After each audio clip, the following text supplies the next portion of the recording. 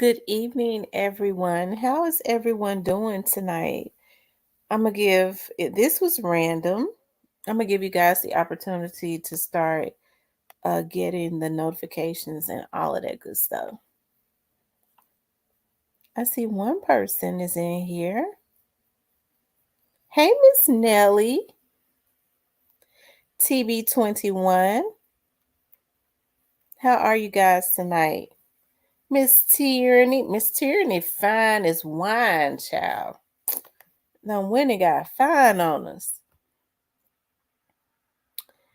We're going to let other people start getting the notifications. We're going to talk about the industry tonight. I was looking at some videos on that some people have put out. There are some new allegations on P. Diddy, and just kind of talk about everything that is going on in the industry. And it's sad how the industry has ruined a lot of people. And it seems like to me, even with everything that is known about the music industry, people are still dying to be famous, literally dying to be famous. Hey, new to you, Clarinetta. Shout out to my moderators.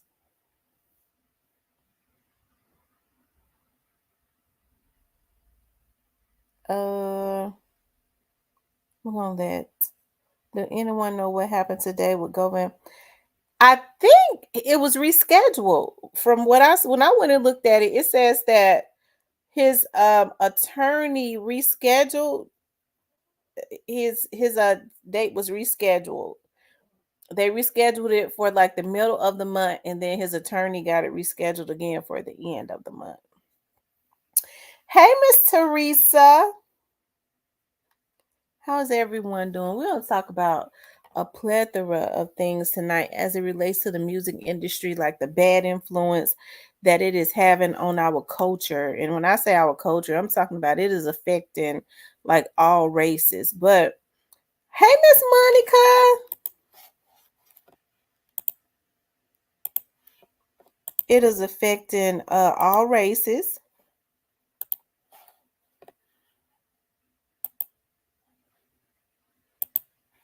I'm trying to figure out why.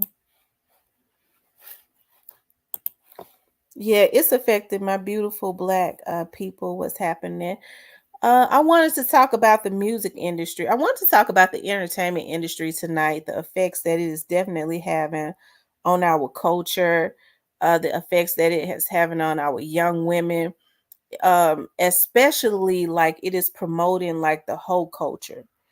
Um, it's promoting the whole culture as it relates to women, and it is promoting being feminine as it relates to black men. Okay, probably all men, but it's more black men in rap. And so I want to talk about that. I want to talk about the abuse. I was listening to a lady, like people are now starting to come out and talk about a lot of stuff that has been sealed as it relates to Puffy and a lot of the things that he's done.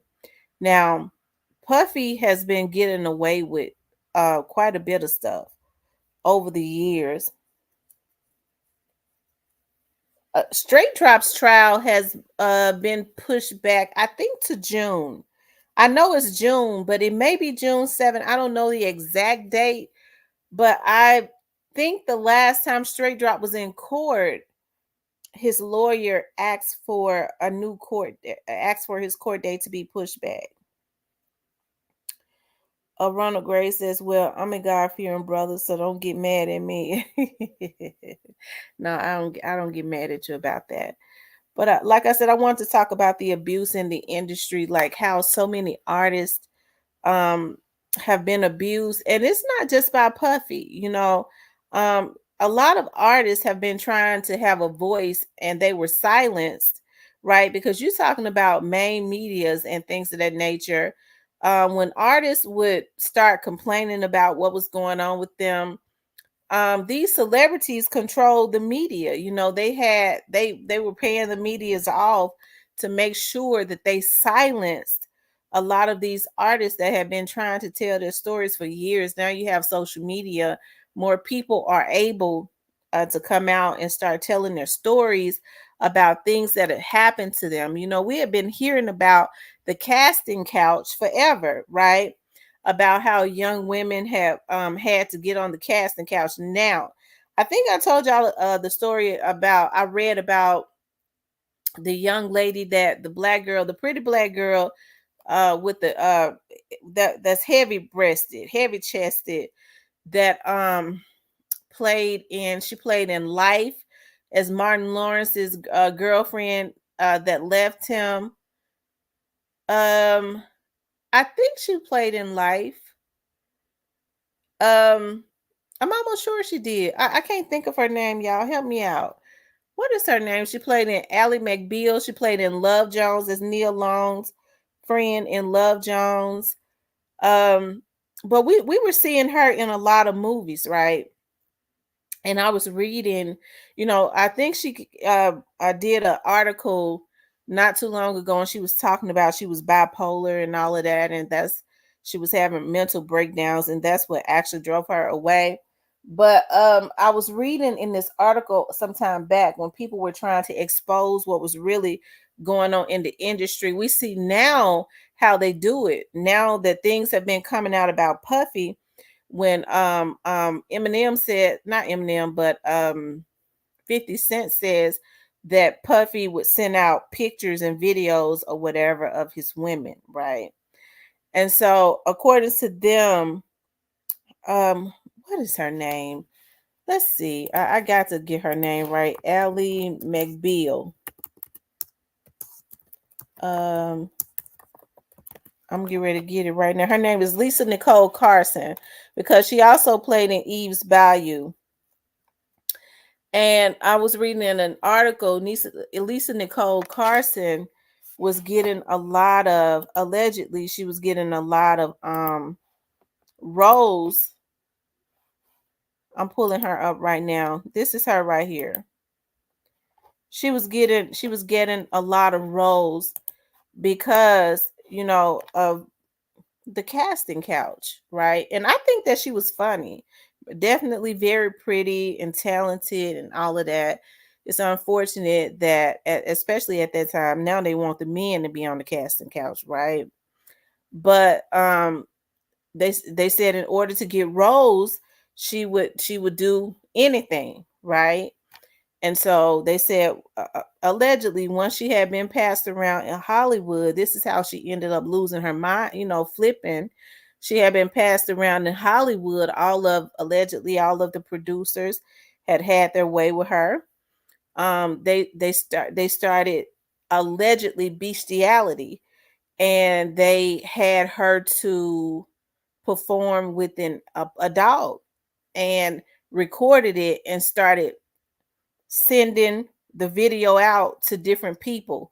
It got around, different people saw it, right? They thought it was funny. And we see now that they do that, because look at 50 Cent confirmed that Puffy do that, right? I remember I read that story.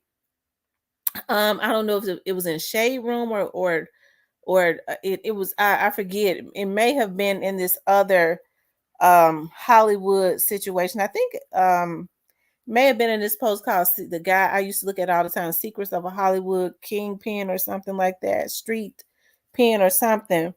But she ended up flipping out because they started sharing and showing everybody the video of her performing with allegedly an animal. And we see how sick these people are in Hollywood, right? The things that they do. It's just absolutely unheard of. And you think about how everybody always they try to give you the glitz and the glamour. Everybody, you know, growing up, talk about they want to be in the movies, they want to be a superstar, but it entailed a lot. Like, you talk about just being talented, you know, just being able to have raw talent, being funny. But it's unfortunate that you have a lot of sadistic people that is in Hollywood that require people to do all these crazy things. Now, I know what they say, well, you don't have to do it. Well, that's true. You don't have to do it, because I'm thinking about like the music industry, right? Where you have these rappers and stuff. And as I was saying earlier in the video, when you think about rap is a lot of, especially gangster rap, you think about a lot of male um masculine energy, where they talking a lot of shit and this and that. And so I think it's so unfortunate that the rap industry has been targeted by these devilish people. Um yeah, to try and feminize, I guess, to make black men feminine, with what they wear. Now, as I always say, I don't, I know I'm old fashioned, and I am old fashioned. I don't be wanting to judge people, but when I was growing up, and I still have issues with it. Men didn't wear pink, but I see now, like in Hollywood, when you start seeing the rappers like Finesse Two Times and all of them, um, they have these wardrobe people, and they are on these magazines, now, they're digital magazines. They're doing these photo ops. They got on hot pink boots and stuff like that. That's feminine. Men didn't wear pink.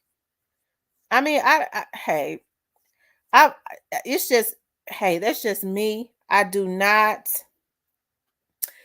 find men attractive that like to wear a lot of soft colors. Okay, that's you talking about pinks and peaches and stuff like that. Mm-mm.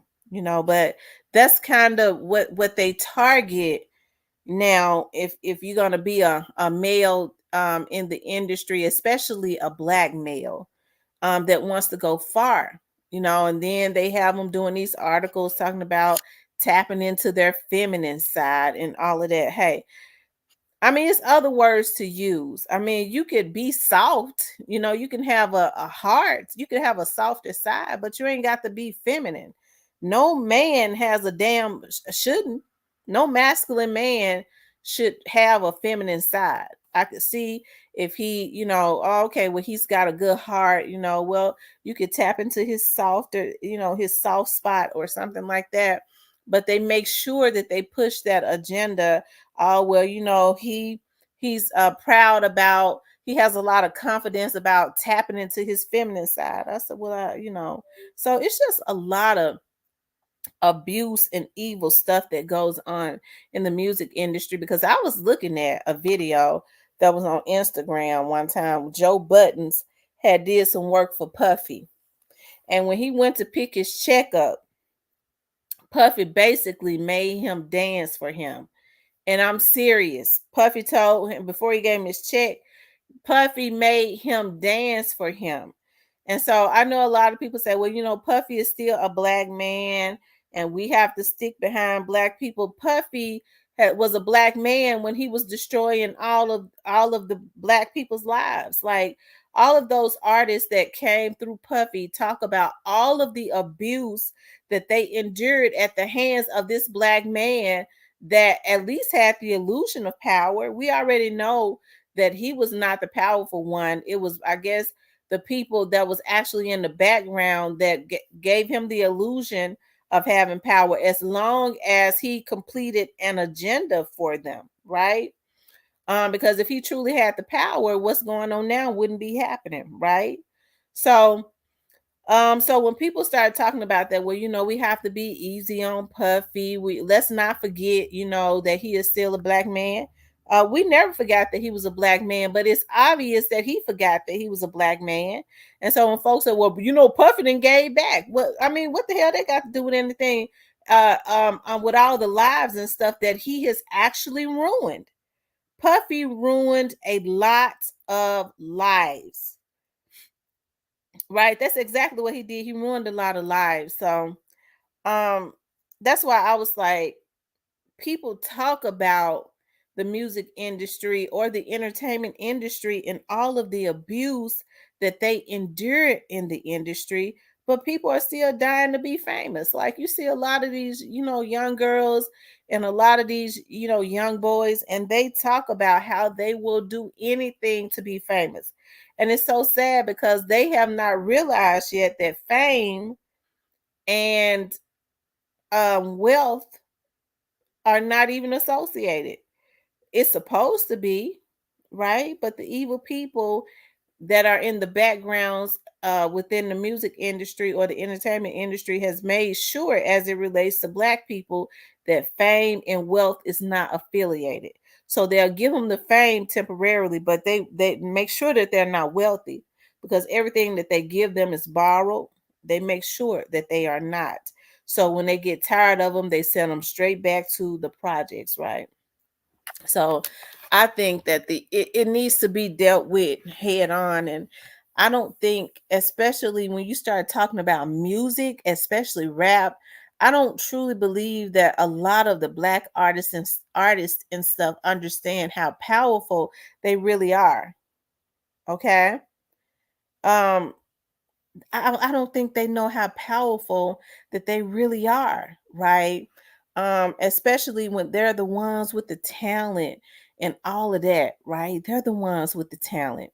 And so, like I said, it's very unfortunate that the abuse continues and people are not keeping it a secret anymore, and it's still continuing, and people are still dying to be famous. They're still dying to be famous. Girls, hey, they embrace whatever it is, whatever the trend is, as it relates to them getting temporary money and things of that nature. I think that it is so sad what they perpetuate as it relates to Black women. They want for Black women to be looked at a certain way, because even when you start to see a white rapper, or that's a female or of another race, they don't perpetuate that. They don't do it. Maybe if they're trying to sell her to the Black community, maybe the first album.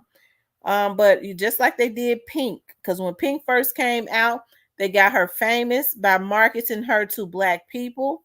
And then once she got famous, she crossed right over to rock, right?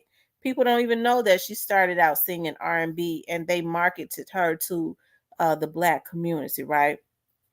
And so, like I said, a lot of the stuff that they do in other genres of music, in our music, they don't do in other genres of music. Like, they definitely promote the whole culture, even with the Kardashians. Now, I ain't gonna tell no lies.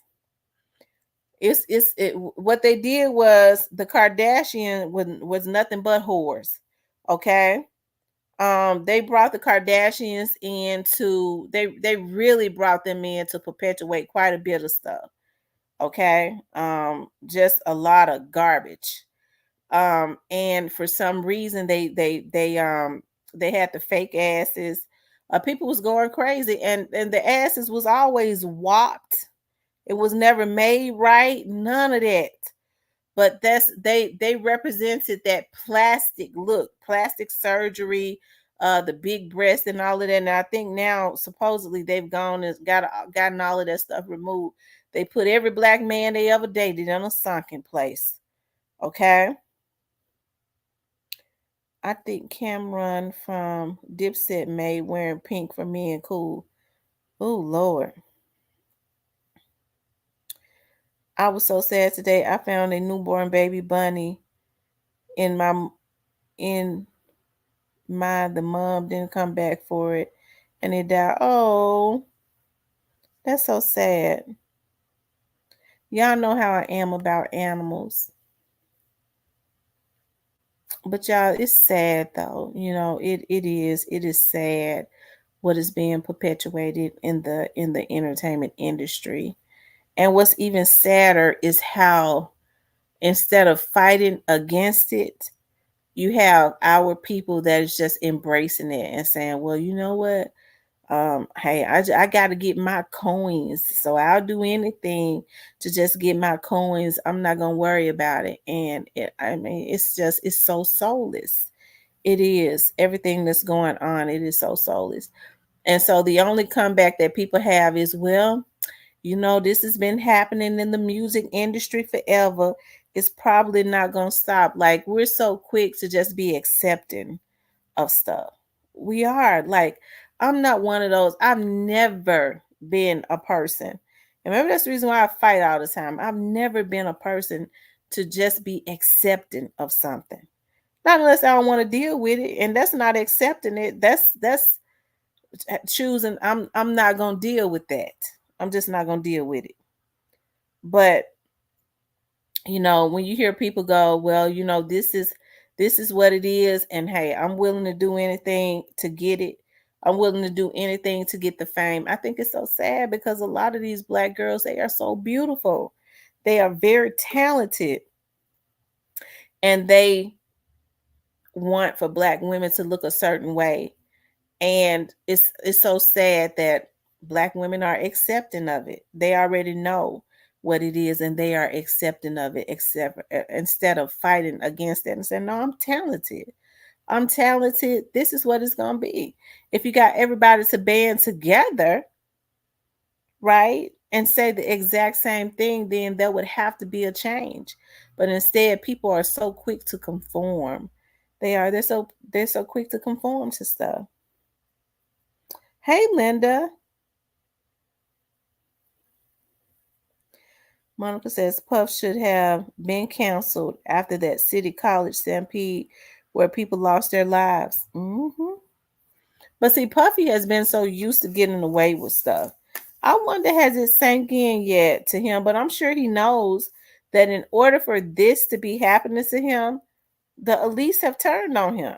A lot of people say they think it's a play. No, I don't think it's a play.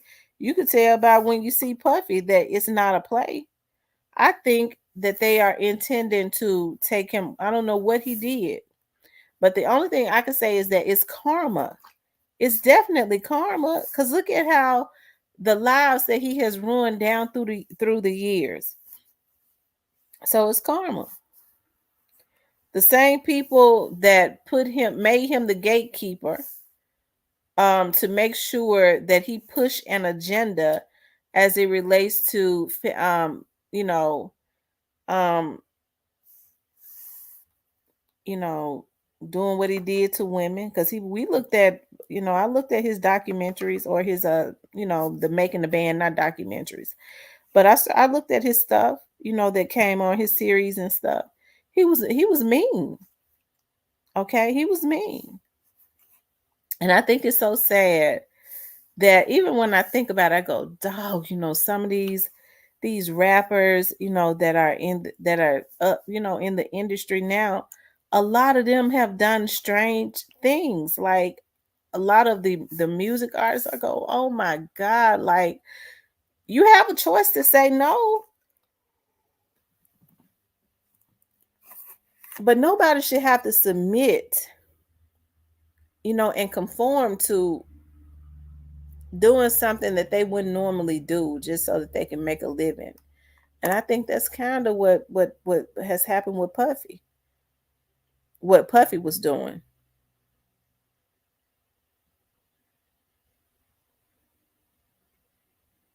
You know what? I haven't really read about that story as it relates to Meek Mills. I haven't really. I'm gonna have to read it about that. Who did they say Meek Mills was dealing with?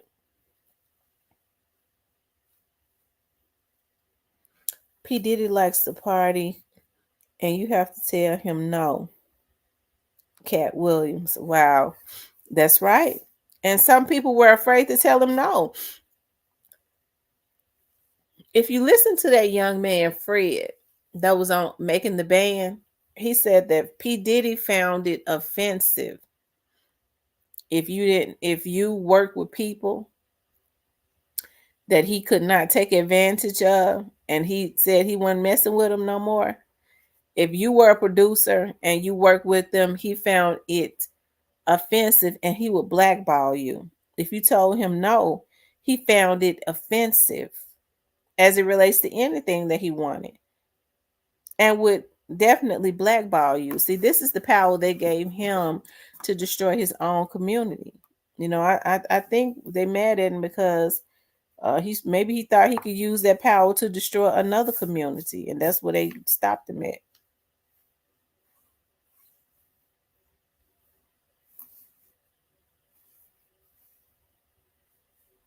Yeah, they will. They'll blackball you. P. Diddy would have got cut messing with me. I'm telling you, he should have been gotten shanked. But can you imagine? Y'all remember that show? I think that was on Drink Champs when Fabulous was on there, and P. Diddy started singing to him like he sang to Marilyn, like Marilyn Monroe sang to Mr. President. Happy birthday to you. He's saying, I mean, that's how she called herself being seductive. That's exactly how he's saying happy birthday to Fabulous. And he basically was letting Fabulous know Fabulous was so uncomfortable. But see, Diddy wasn't no damn fool. Jadakiss was sitting right there. And he wouldn't have dared did that to Jadakiss at all, because they said Jadakiss and Diddy has had run in, and Jadakiss was not afraid of him. So when he sat there, he basically annihilated Fabulous manhood, talking about we need to party. We need to party, and then sings happy birthday to him. Happy birthday to you. That's how Marilyn Monroe did John JFK. That's how he sound. That was embarrassing. And as a man, a real man would have shanked him. You don't sing happy birthday like that to a damn man. And furthermore, no man sings happy birthday like that to nobody, not even a woman, period. Happy birthday to you. I said, oh my God. And Fabulous was so uncomfortable, but he dare not say nothing. Although he was annihilating this man's manhood, he dare not say nothing. And see, that's what I'm talking about. Men conforming instead of standing up and saying, "No, I'm a man for real. Don't disrespect me like that. Your preference is your preference. I don't have no issues with that. But now, bruh, you can't sing happy birthday to me like Marilyn Monroe did JFK Jr. because they was having an affair. I don't want no man singing no happy birthday to me like that anyways, especially if you're a man. Hell, I'm a woman and I don't want another woman singing happy birthday to me like that. Cause I'm gonna ask her, look here, chick, what's wrong with you? And I don't want no damn man singing happy birthday to me like that. Cause I'm gonna think something wrong with him. Happy birthday to you. I'm gonna say you need to get your sis ass on. I don't want you. New to you says Fab should have slapped his face. And listen, the Rasta guy. Now you know the Rastafari men are known, a lot of them, okay, for their strong masculinity. He tried to undress the man with the cameras going. He was running around. He wanted that Rastafari man so bad it was ridiculous. He tried to pull his shirt up.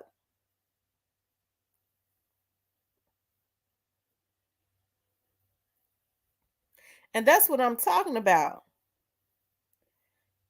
She says, y'all think Caresha being used to cover up that Diddy really dating Saucy Santana? Now, I have heard that she is being used to cover up quite a bit of stuff.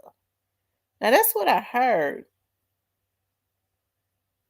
That's what I heard.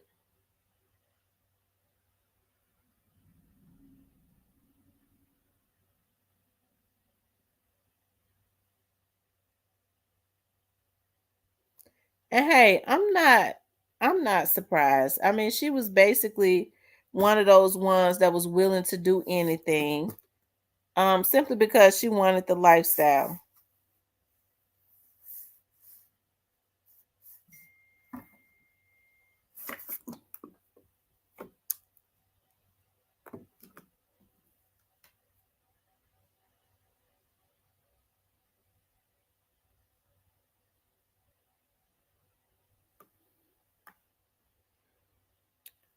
I'm telling you the things people do for money, and that's what I'm talking about. Young ladies that are conforming, doing anything, y'all. What is going on? Now, Carisha is about 30, because they lies about their age. So they try to say she's 27, 28. She already 30, and she looking 35 since she done been messing around with Diddy. But that's what I'm talking about. Women doing anything, young ladies doing anything, and older women for some money, consistently just embracing how they want to because they want to make Black women look a certain way anyways. Ghetto, whores, lazy, loud, all of that, right? When more Black women are not even like that. But that's what they want. They stereotype us as being that, right? And so what they do is they find people like Carisha, and all of those people that'll go along with the program of making Black women look a certain way for a fee. And that's what I'm talking about. I have issues with that. I have issues with people that's got a price tag on them. That's the issue. People are now don't have morals anymore. Everybody got a damn price tag on them. Okay, because some of these folks that be talking about they keep it real for the right fee, they'll do anything. They will. They'll do anything for the right fee. So you said you want me to, hey, I need for you to, I give you $1 million, because they'll be sitting up talking about how they love their community, but they get a big platform. All I need you to get on your platform and say was Dr. King didn't really, do anything for the Black people. We'll give you $1 million. And you got Negroes knowing how important Dr. King was to the Black community and to their Black asses before they was ever even born. They'll say, man, I took that $1 million. That's what I'm talking about. When folks say they real, a lot of folks ain't real as they claim they are, because most people got a price tag on them. They'll do anything for some money. I have issues with people like that. When their tunes start changing, when money is brought into the equation, I watch people very closely. I do. I watch people very closely because I have to protect my peace. Now I know I get on here and talk shit, but for the most part, I'm more of a loner because I do quite a bit of stuff. So I have to rejuvenate myself, right? So I spend a lot of time by myself because I have to have some peace in my life, and I can't have snakes and stuff around me. I can't have that. And so when people start, when I see that people will do, first of all, I'm scared of somebody that'll do anything for some money, cause see, they'll snake me. They'll line me up in a heartbeat. Okay, so that's what I'm saying. Like people just don't care no more. And the older, you would think that as they get older, or the ones that are older, they would know better, but they're starting to conform too. And a lot of them understand what the game is. And they start to conform. No type of conviction. They don't revert back to no values. Don't stand on nothing. No type of principles. Nothing. People have completely lost their minds all about some damn money. Y'all, I just recently, people be searching for peace. Folks be searching for peace, y'all.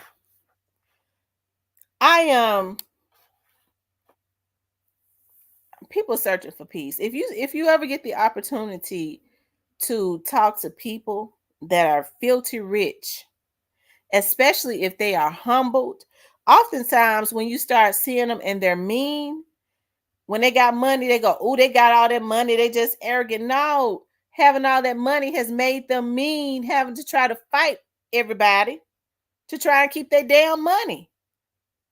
People coming at them all every which kind of way, trying to slick them. So it makes them mean. See, we can't automatically, everybody that's got money ain't mean just because they got money and they arrogant. They mean because somebody done made them mean. Right? And then there are some that are just real humble and they'll let you know, I want some peace. I want some peace. Because it ain't really no fun when you got money. I was talking to somebody and you talking about got some money. And you could tell like the frustration. And I have another story about Al Green. Al Green, I used to go over to his church because he invited me to his church. I used to go over there and he cussed in church one day. I don't know what be going on with the Reverend. You know how the old people say the Reverend. He cussed in church one day. He was so mad.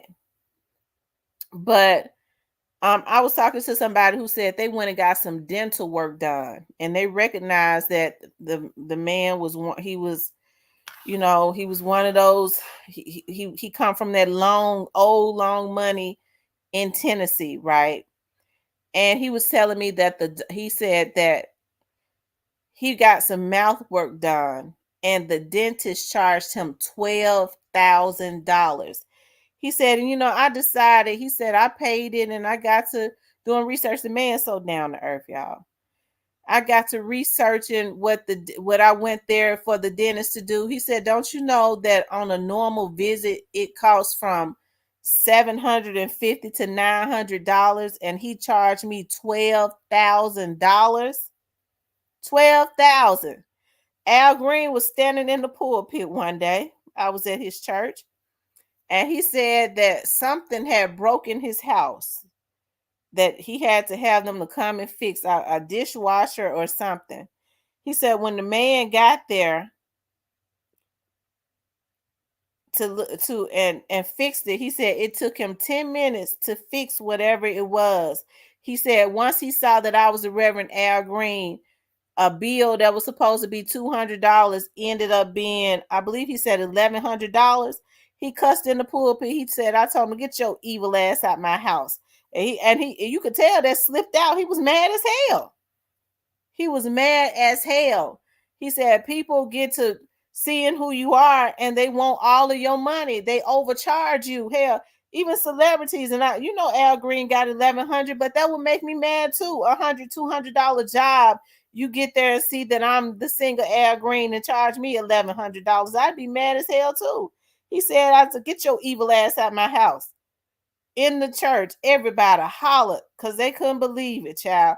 But Al Green got some of those old faithful members there. They so robotic, y'all, because we were in, like, a lot of us was in shock. That's why we laughed. They was, amen, amen, pastor. Amen. Praise the Lord. Just robotic. I don't even think they knew what he said. Yes, Lord. Amen, pastor. Amen. Amen. Just robotic. And he had them cussed in the church. But he was mad as hell. And so I said that to say this, a lot of a lot of people that have money, people doing anything to try and get money. But a lot of the people that's got that real long money, all they want is some peace. That's all they want. That's all they want is some peace. That's it. And people forget that when they're selling their souls, when they're selling their bodies, when they're compromising their values, all this in their head. And when I get money, it's gonna, ease all of my pains. It's gonna make my life better. I'm gonna be able to buy everything. Now that's when you start having, hey, Third Coast McQueen, that's when you start having all of these problems, right? And then you're gonna have to go back. My grandma used to always say that when you do anything, when you do stuff and you don't do it right, I'll cuss a nigga out when they piss me off. But I'm gonna tell you what I'm gonna do. I'm gonna do folks right. If I can't do you right, I ain't gonna even deal with you. If I can't do you right, because if I can't stand you, I'm not gonna deal with you. I'm not gonna get close to you to do you wrong. I'm not gonna fool with you. And people say all the time, well, you know, you have to keep your enemies close. I don't want my enemies close to me. I don't need their bad energy around me. Kiss my ass. I don't want you around me. I don't want to be able to create no bad karma for myself. I'm going to cuss you out and I want you to stay away from me. That's it. That's all. We can't reconcile. We can't do nothing. Okay? Because I don't cross people. Leave just, hey, we just gonna make it amicable. You stay over there because you cross me. You don't get to cross me twice, because then I'd be a damn fool. Okay, it's amicable. You stay on over there. I'm not gonna try to do nothing to you unless you try to do something to me first. But people are completely like off of their rockers. Like money is their god. Yeah, you know, I know the Bible says, and money answers all things. But I think people have completely taken that out of text. My mama was saying one day, she said, whoever told these girls that it's better to sell your tail and lay on your back and get money? Whoever told them that that was better than getting out, getting a job, y'all? I was so, it's so sad that I was talking to somebody and they were saying, you know, a girl that we grew up with, her daughter was sitting in the truck with an old man, old man, and her daughter is about 19 or 20. And she said, and so she knew the man. She saw me and said, what you doing in the truck with her? I know her mama. He done pulled up at her job. She working at a fast food restaurant. She said, when I saw her sitting in the truck with him, I knew it couldn't have been nothing good. My mind told me it was something wrong. And he's sitting up with his old rusty, crusty ass bragging about he goes up there to her job and give her $40 for her to sit in his truck and bend over, you know, and use her mouth. And she a 19, 20-year-old girl. Y'all, what kind of world we living in? What kind of world do we live in? Like, where these young women and men are being told it's okay to do stuff like this. Don't nobody want to work. Don't nobody want to work hard. To me, it's really, that's the reason why, like I said, I spend a lot of time by myself other than with my kids and with my family, my grandbaby and stuff, my mom and them, because they produce good energy. I have friends and stuff, that I talk to, that I deal with. We talk and we trip. They have good energy though. Okay. But you got people doing anything for $40.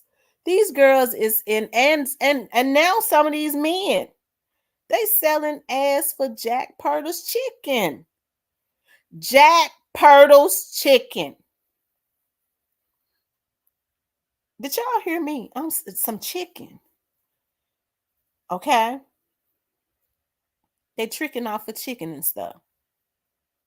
Tricking off to go get their nails and stuff done, y'all. It's just sad. And you got their mothers and stuff who know better, that's telling them, hey, well, if he gonna be around you, he may well get your nail done. What he coming around for? That's all you think of yourself? Because when I go get my nails and toes done, it's $90. So these girls doing anything for $90. It's sad. It is. It's sad. No morals, no nothing. No morals, no nothing. I get tickled sometimes. My cousins, when I go to my aunt's house or something, and it's not often because I love my cousins, but they be getting on my nerves and stuff. And I walk in, they go, up, here comes the antisocial.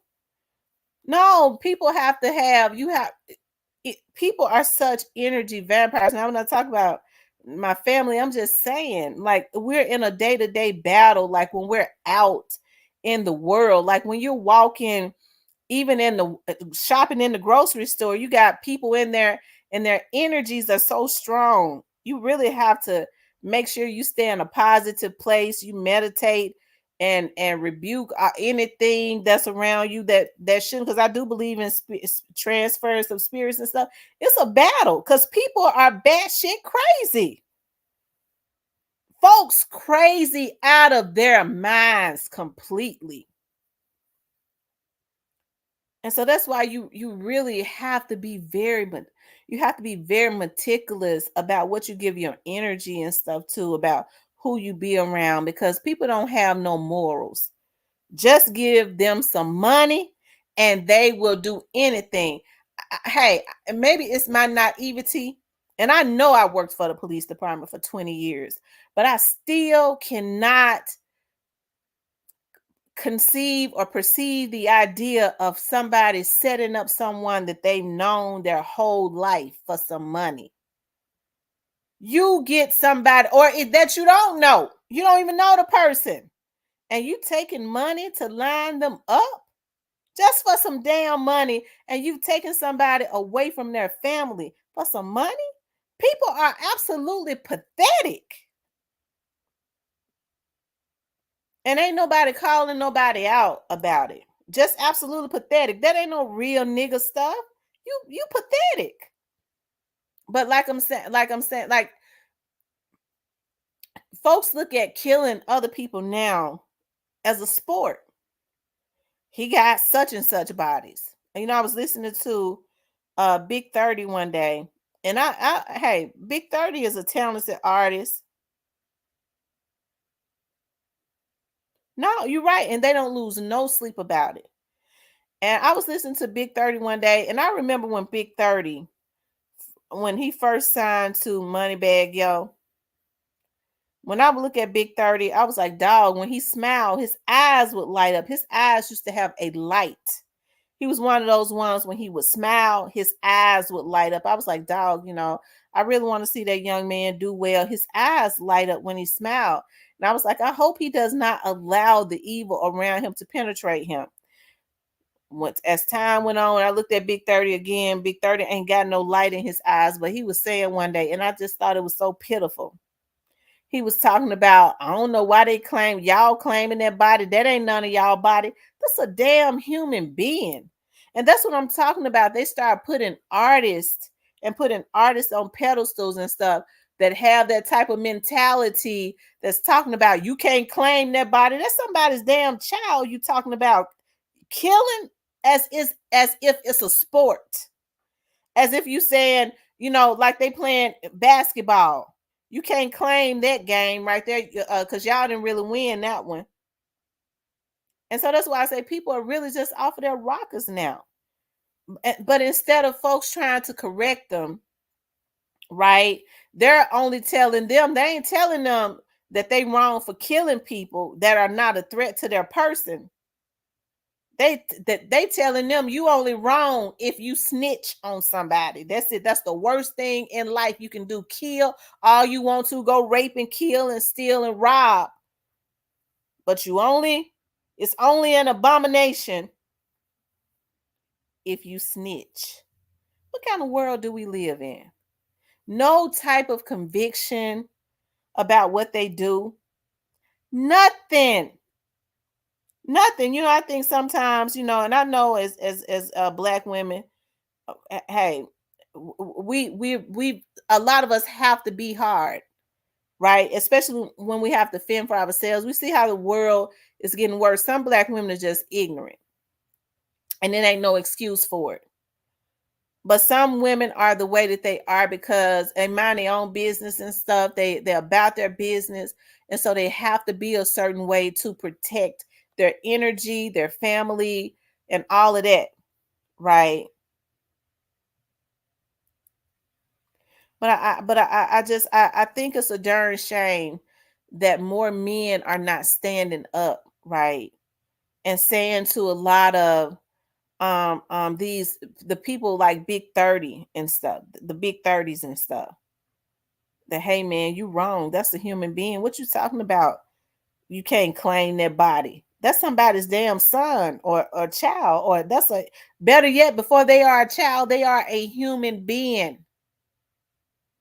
And you ain't got no business talking about a human being killing a human being as if it's a sport.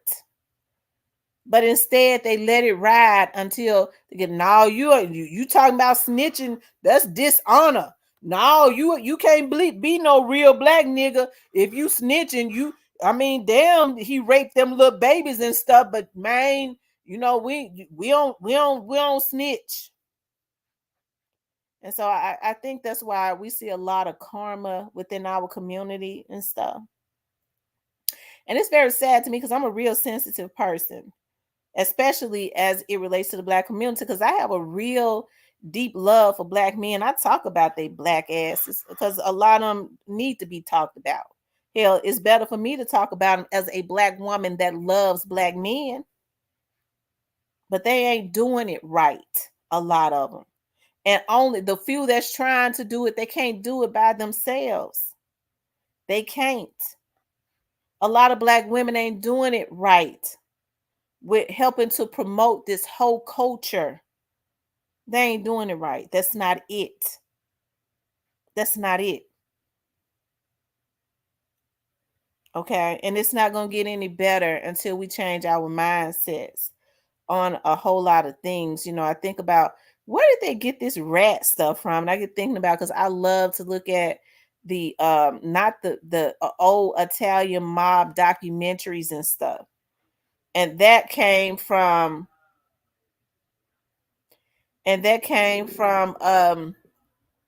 those Italian mobs and stuff, because what they wanted to do was they wanted to trick the younger mob members who didn't have as much experience as them as the killing, being in the game, into going and doing their time, just like they doing a lot of these young dudes now. That's the reasons why they promote that. You don't snitch, young blood. You don't tell. You just go do it. I was looking at somebody on a panel a while ago, and the guy was sitting up. I thought he had lost his mind. They was talking about FBG Duck, and it was a nigga that looked like he was in his damn 50, way over in his 50s. Was sitting up talking about, man, Mama Duck, bruh. Mama Duck wrong. Mama Duck sitting up, she's snitching. She's sitting up snitching, talking about duck killers. That's snitching. You old.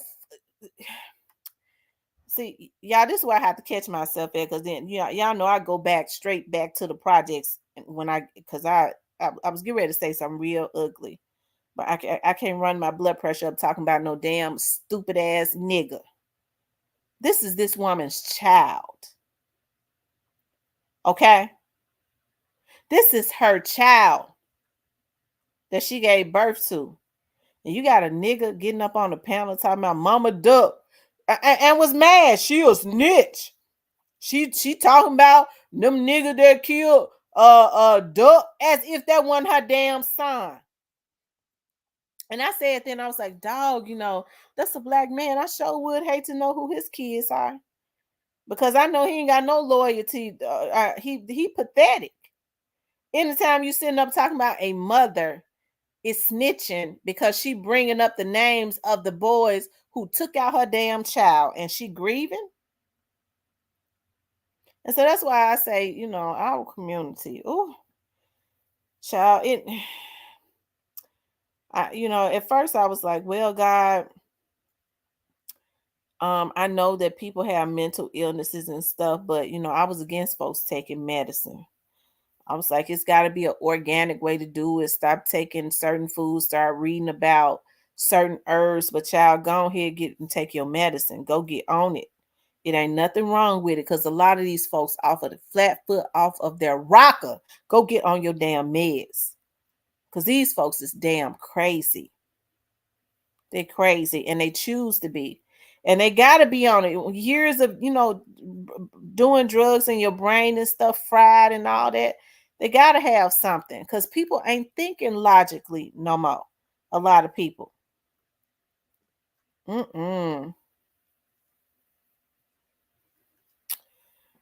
Teresa says, me and nowadays, their minds are like, their minds are like little boys. They want to A lot of them want to go back to being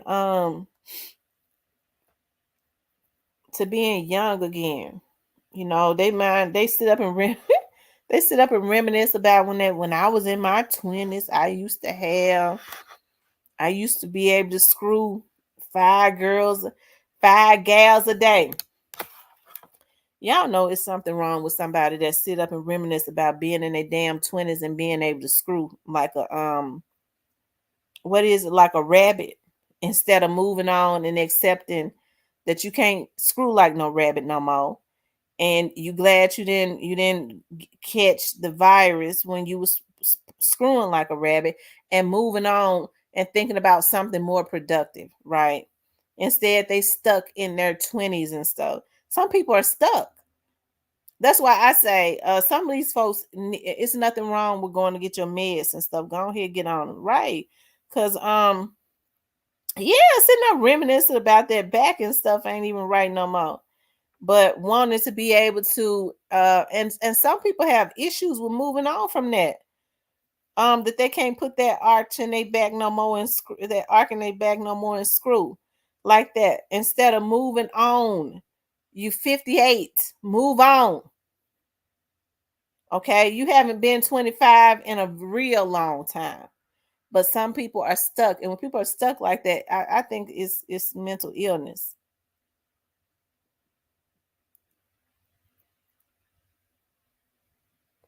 And women, I think it's a darn shame. I would be less of a woman to be a woman in my damn 40s, jealous of girls and that's my daughter's age. Okay, my daughters are in their 20s. Okay, they're in their 20s. I'd be a damn fool to be sitting up jealous of young girls in their 20s. Right? I was in my 20s. Okay, I was in my 20s. I did whatever I wanted to do. It just wasn't much because I was a mother. But I still did what I wanted to do when I wanted to. That hey, I got through my 20s, I got through my 30s. I don't ever wish to go back to that. If I think if I've ever thought about my 20s and stuff, I go, dog, and that's not often. I don't want to go back. Maybe I would have did a few little things differently, but that's a part of the learning experience, right? You think about, dog, I got through that. Hey, I don't harbor stuff like that. I don't really reminisce on stuff like that. But it's just that a lot of people are stuck. They don't know how to evolve and grow and move on.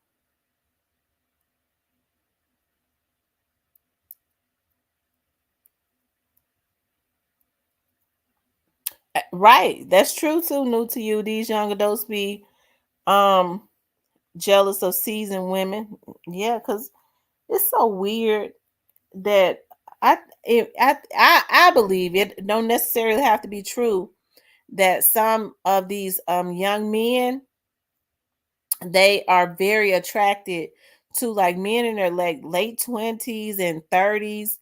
They're attracted to women in their 40s and stuff, and some 50. Now, okay, well, I ain't gonna say nothing. Um, but I think, and this is just my opinion, I think it comes from they want a motherly figure or something. They want a motherly figure. Maybe, it's that stereotype that if they can get an older woman, she might be a sugar mama or something like that. I don't know. But definitely a motherly figure. I don't mean no harm, but I could never in my life date a man in his 20s or 30s. I couldn't, because I'm not interested. I've never dated guys younger than me. I've always liked guys older than me.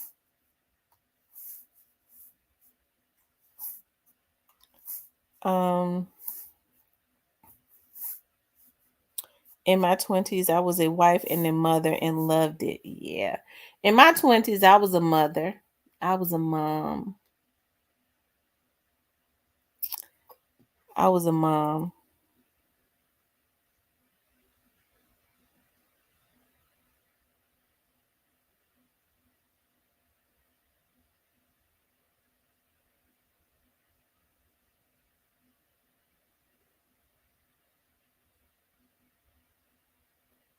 Um, I don't know. I think when I think about my 20s, I don't know if I truly I don't know. I guess I did go through some stuff, but I wish it was some things that I had went ahead and experienced, because even then, like in my 20s, I was real babyfied. Um my mother and my grandmother my mom had always been there to pick up the pieces and stuff. I was still like, even having my girls, my mother and them, helped me with my girls and stuff. So I don't know. I wish that I would have allowed myself to be more independent. Like, right. Because I think my mom and my grandma and my dad was my crutch. And I became very comfortable with that. I never even had to really buy. I never bought a pamper, because my dad, would go to the I tell my friends all the time, I was like, I would have been out there just like anybody else struggling as a young mother if I had not had my dad in them. And so I think, like, being in my 30s, people noticed that. They noticed I had to grow up at some point, and I think I did. I think the thing about it was what was good about my situation, because I was never a selfish person or anything like that. However, I was not selfish. I was always a giving person. I was always giving.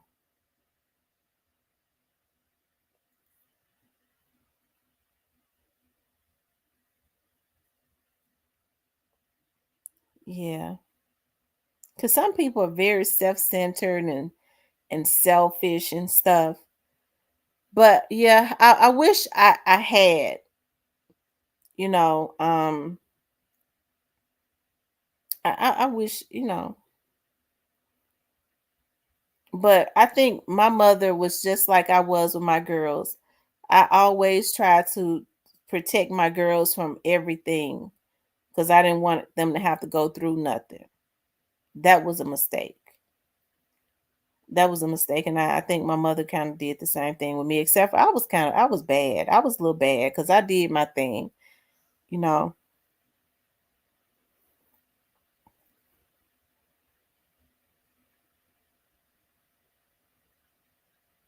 I just quietly did my thing.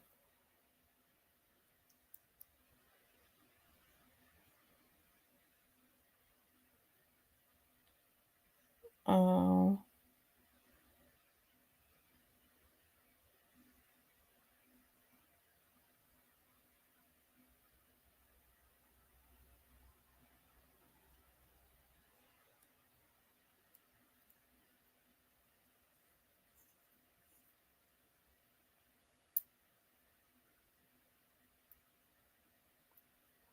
yeah, make sure y'all hit the like button, because that helps to keep the video in the algorithm and all of that.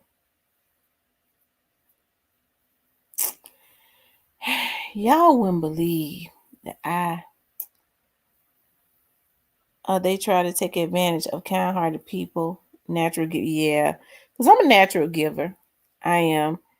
Um, I feel like, because God has always been good to me, that it's just natural to be good to other people, right?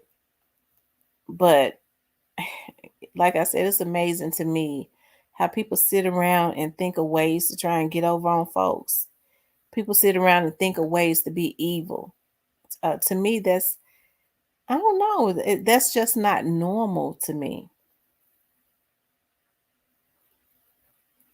They definitely try to take advantage of kind-hearted people, and then they'll say you bipolar, because that's one of my triggers. Okay, when I feel like somebody think that they're making a fool out of me, it's one thing if I do something to help you. It's not because you're getting over on me. It's just because I want to. He said, "Did I get the cash app? Let me see."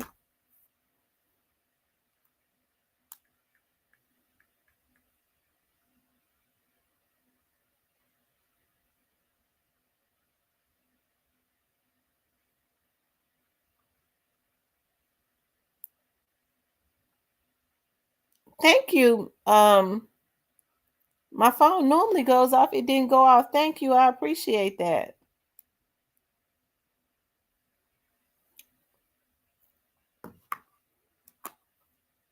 Third Coast McQueen. I appreciate that.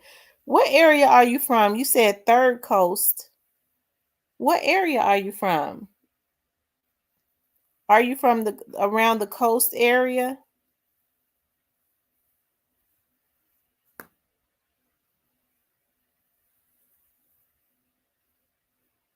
Kenny says that casino calling me, but I just can't go. Them income tax aunties just too much.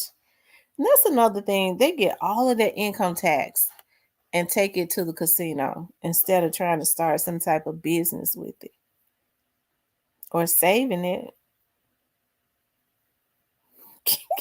Kenny stay at the casino. Teresa says nowadays you just can't be a good-hearted person of people. Yeah, people try to take advantage of you. Like I said, that's when folks start thinking you bipolar. You know, if they ask you something, like I'm the type of person I go, "Ooh, that's a good-hearted person." Like if I and it's very taboo to see real, genuine, good-hearted people. So when I pick up on a person's energy and they are good-hearted, as reserved and standoffish as I am, I go, "Oh my God, that's a good-hearted person." I be trying to, it's all weird because I be like, "Oh my God," I be wanting to attach to them because you don't really see people that are just truly good-hearted. Folks are always trying to, they're trying to figure out a way to try to beat you out of something. And that's what makes me snap off. I'm like, you think I'm a duck like that? You think I'm a damn fool? Oh, okay. And I mean, it pisses me off.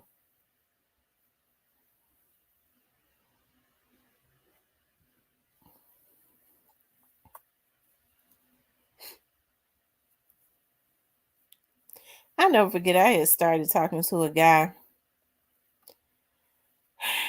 One of my friends, her boyfriend, um, had wanted to connect us. It was his cousin. And for the most part, he seemed okay in the beginning because he seemed real laid back and quiet. I like dudes that are real laid back. I do. That's very attractive to me when guys are real laid back and cool. Um, but probably about 2 to 3 weeks after talking, he started making jokes about, so when you gonna give me a key? When you gonna give me a key? And he started asking me frequently, so you gonna give me a key so that I can move in? And I was like, because y'all know I don't date that much. I was like, it finally clicked to me. He ain't playing. He's serious. He trying to move into my house. See, that's the type of stuff right there. 3 weeks, you ain't gonna move in if it was more than 3 weeks. But see, that's the type of stuff that I'm talking about.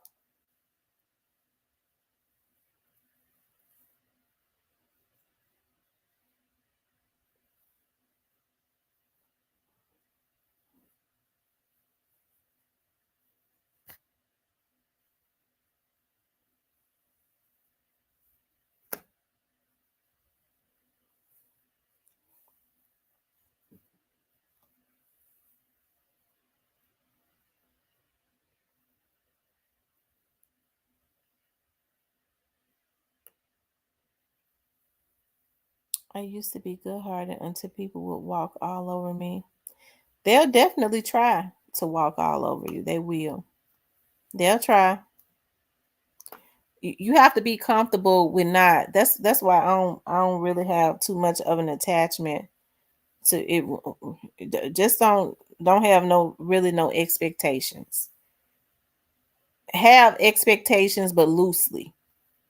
Because when you start, hey, I'm a real loyal person. And I'm gonna tell you something, my heart has been broken a lot of days. That is the thing that used to break my heart. When I would see people that I had attached to do things that I know I would not have done. I know I wouldn't have. And the first thing that they would say is, dog, you can't expect for me to do that just because, you wouldn't do it. Like, wow, you disloyal bitch. So that's when I started limiting, myself. Because I'm like, dog, you can go all out for people really, have their back. Because like I said, I'm a true Leo for real. I'm loyal, I'm territorial, and I'm very territorial and protective of people that I care about. So it just don't sit well with me. Nothing disloyal. I'm not forgiving as it relates to that. Now, people try to throw that up in my face. I had a guy to try to do that. He would always try to throw that up in my face. Well, it just ain't good. You a very unforgiving person, and that's not how it's supposed to be. As if he was hurting my feelings. He was trying to throw that up in my face, with me saying that I wish that I could be more forgiving. But I can't give people the opportunity to double cross me again. I've been trying to be forgiven since the year 2000, and it ain't happened. So evidently it's not supposed to happen. If you don't cross me, you got a good one on your team. You cross me, you out. And I'm gonna just have to keep it like that. That's one of my that's how I keep myself protected. Teresa K says you should have put a dog house with a lock out there and given him the key. hmm He might would have loved that. He probably would have loved it. That's what's so sad. He probably would have loved to live out there in my outhouse.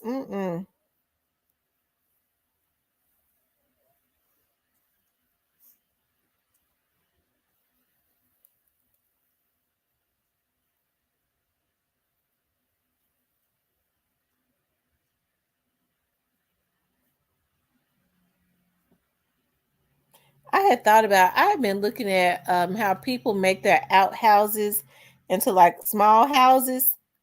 And I was thinking about doing it. I was like, ooh, I could make like my outhouse into have somebody come in, put up some walls and stuff like that, and make it into like a nice small house, and put flowers and stuff in it, and plants, and grow stuff like that. So then here go one of my daughters, Mom, if you do that, I could live back there. I said, well, I just keep it a storage because I don't even want to tempt her. Whew. Ooh, Lord, I can't do nothing for these kids. And can y'all believe I cried when my daughters had decided that they didn't want to live with me no more? They wanted to live on their own. I cried for months. I still got the show on my TV show on Comcast when my daughters first told me, when I realized that they was not going to move with me. I was boohooing and crying. I was trying to do the show, y'all, and I was boohooing and crying on the show because my girls had decided that they didn't want to live with me, that they wanted to, do their, live together.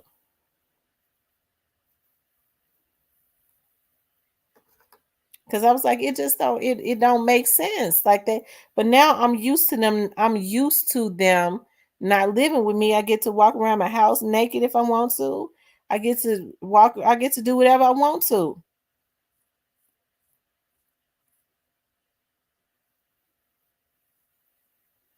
Although one of my daughters be hollering about she gonna move back. Not the West Coast and not the East Coast. We are in the third coast, the South. Okay. So what state are you in?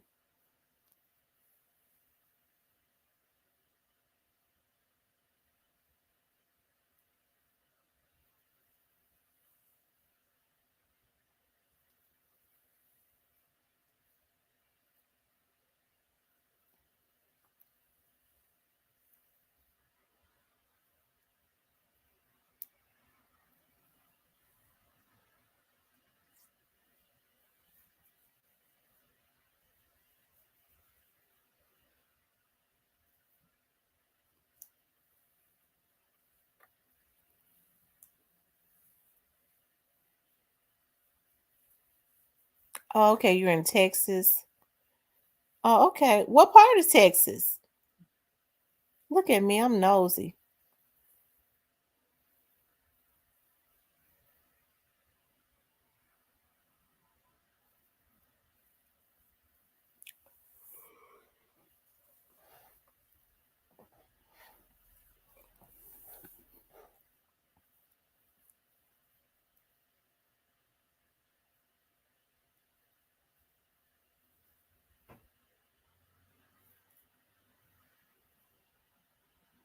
Okay, the DFW area. Okay. I got some family that live in the DFW area. A couple years ago, we had our family reunion there. I enjoyed Dallas. We went to the I forget the name of the mall. We went to the mall there. I forget the name of it. And the food, different restaurants and stuff. It was really good. We went to, is it Papa Do's? Because we don't have a Papa Do's around our area. I think that's the name of it. It was really good. Kenny said I gotta start cooking some. I know, and I've been thinking about that. I was like, I've been thinking about um cooking some of food and posting it, like showing me preparing the food and cooking it and stuff.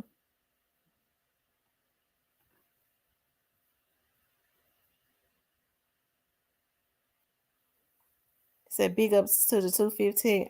I've been thinking about that because you see how much you see what I be posting. I be enjoying looking at that. Like I be enjoying looking at the YouTube channels that I'm gonna show y'all when I am going to cook. I'm gonna get ready to show it to y'all too. Hold on. I gotta try it.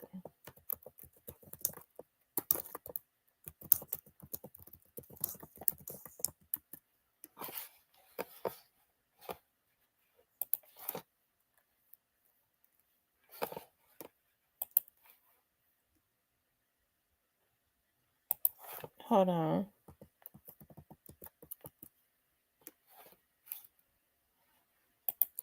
Y'all, I have to.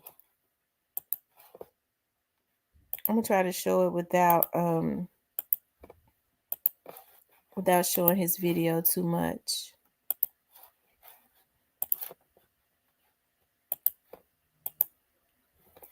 Y'all, he did gumbo collard greens. It just looked good. Jesus Christ. Oh God. His food be having my stomach growling. And I'm serious. Look at the collard greens, y'all.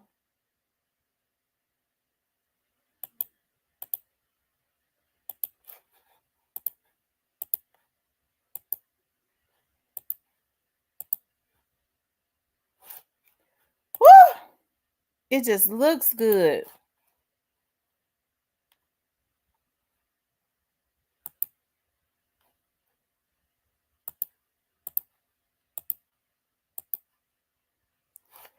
Woo! Gumbo collard greens. Mmm.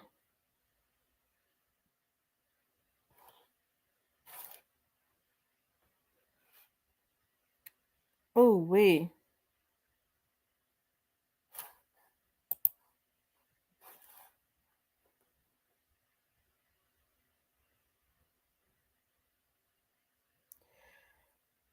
Got my damn stomach growling. I want to show y'all the meat that he put in there. Y'all, that's the meat that he put in there. Ooh! I gotta do it.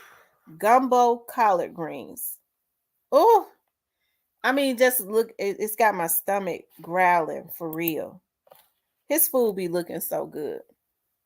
And I love food with a lot of flavor in it. That's why I be posting it. I be posting it on my page so that I can remember the recipes. Lately, what I've been doing is I've been doing like a lot of copycat food. Like I did do the Kentucky Fried Chicken recipe, and I promise you, the chicken tastes just like the Kentucky Fried Chicken. The Kentucky Fried Chicken copycat recipe. I said I was gonna start going live or pre-recording videos and showing that because I love to cook.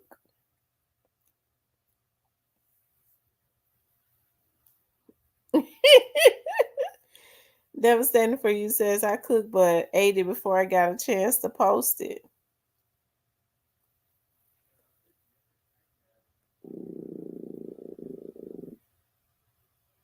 Did y'all watch that Wendy Williams documentary? It was sad. I haven't seen all of it, but I really hate that Wendy is in that position. She truly allowed the stress of a man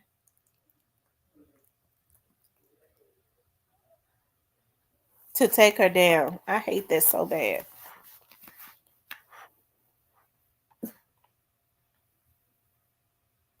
Dallas Fort Worth, the 82-year-old lady passed away after surgery at the dentist. Scared the man. Oh Lord, child, I was at the dentist today.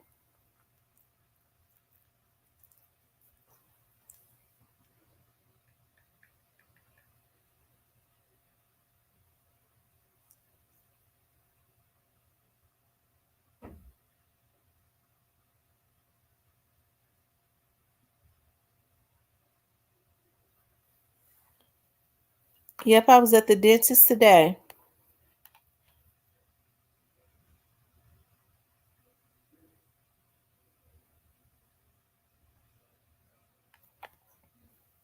I told you I got to get my bottom grill right. The teeth, one of my tooth is trying to shift forward, and I gotta get braces. They're saying there's a shortage of crayfish, and it's going to be very expensive. I'm gonna tell y'all something I've never had. Well, I tried one time, and I bought it frozen. Maybe it didn't, but I've never had an interest in them, and that is what are those little red bugs named that they be eating in New Orleans? Oh God, it's not lobster because I love lobster. I don't care for crab legs, but I can eat them. I like the blue crab. What is the name of that little red bug that they be eating in New Orleans? They say they suck the head out of it or something. Ooh, they look like roaches. Um, yeah, crawfish. I can't eat no crawfish. I can't do it. I don't care how they season it. I don't want it. I don't want it.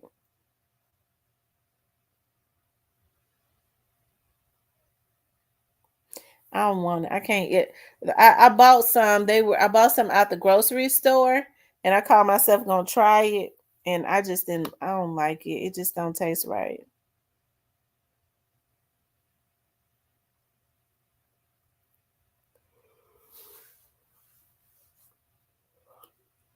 Now I like calamari, especially the white soup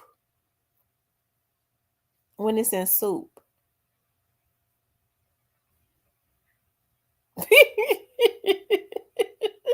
Kenny said he ain't eating shit with eyes looking at him.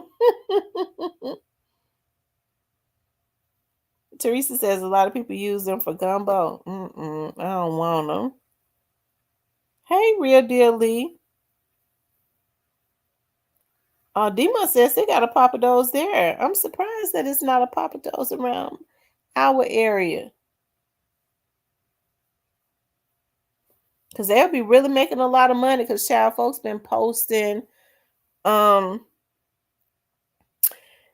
been eating at all types of different restaurants, child. They've been eating at all types of different restaurants.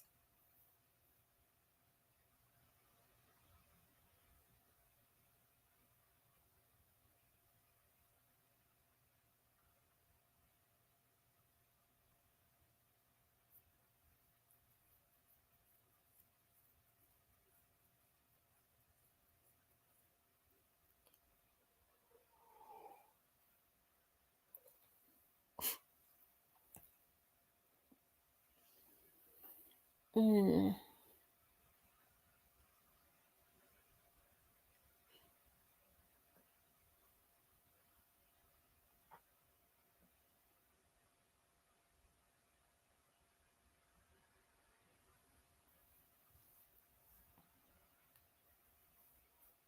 New to you says pop those portions are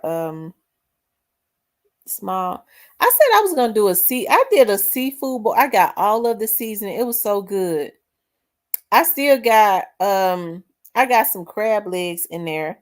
So in my seafood boil, it's not a gumbo, it's a seafood boil. I season it really good.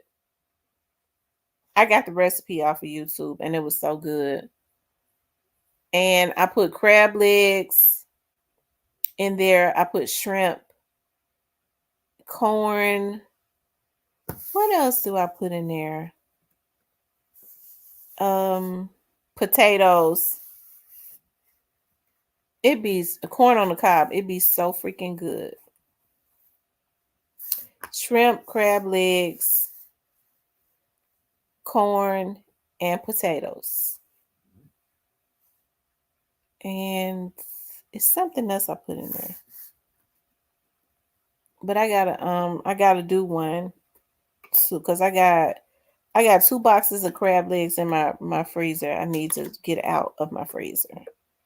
And so I gotta cook them. I haven't had time. Yeah, crab, the real crab. Yep, the real crab. Potatoes, corn, shrimp. You know what? I've never put lemons in there, but I guess I have to try that.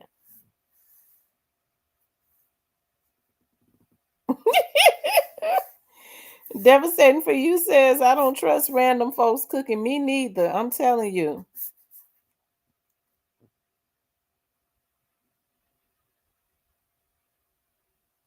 Ooh, that sounds good. Cajun turkey necks and the greens. Oh Lord.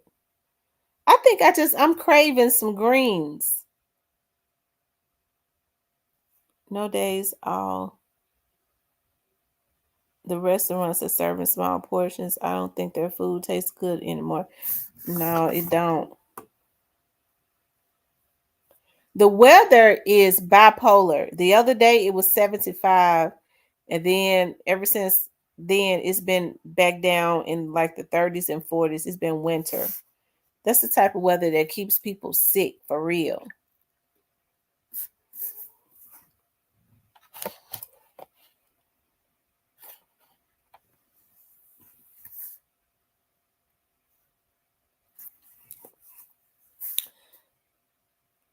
He says crawfish walk backwards when they are alive.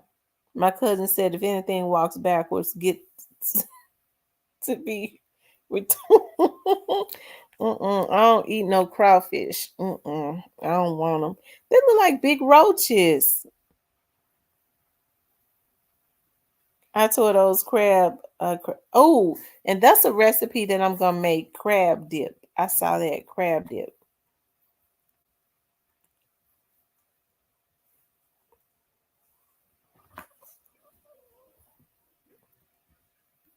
Sit down, Riley. Sit down.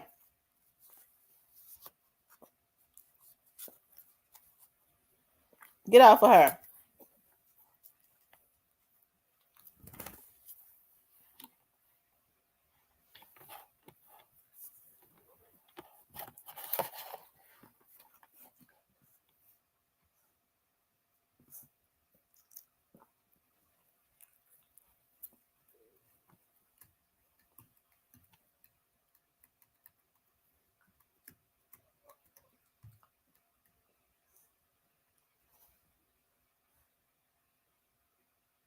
I'm gonna tell y'all a cake that I love, but I have not made yet, and that is key lime cake. And that's something I'll probably do on camera. I'm gonna do a key lime cake, and I'm gonna do a sweet potato cake.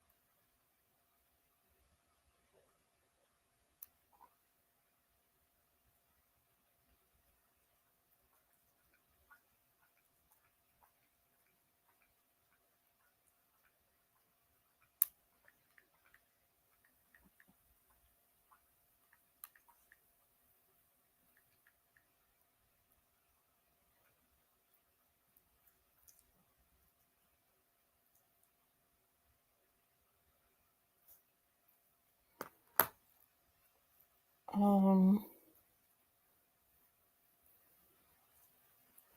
yeah, sometimes when people make caramel cakes, they make them too sweet. You have to make sure that they're not too sweet. I've never had an egg cluster pie.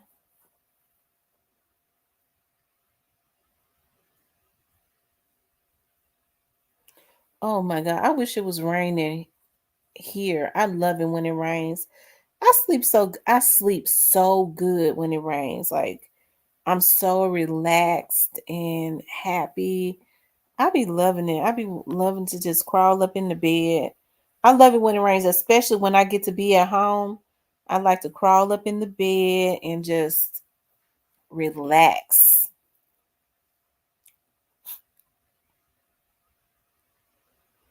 It's like Krispy Kreme donut sweet. Hmm. Krispy Kreme donuts is diabetes in a box, basically. I don't eat Krispy Kreme donuts. That's just too much sugar.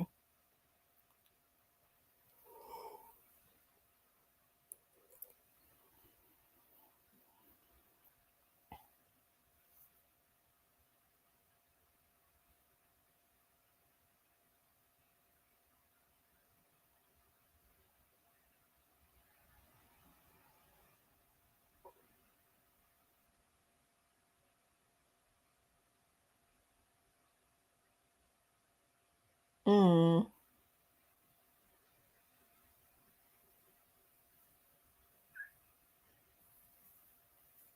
I'm telling you, people going to diabetic comas are dealing with Krispy Kreme.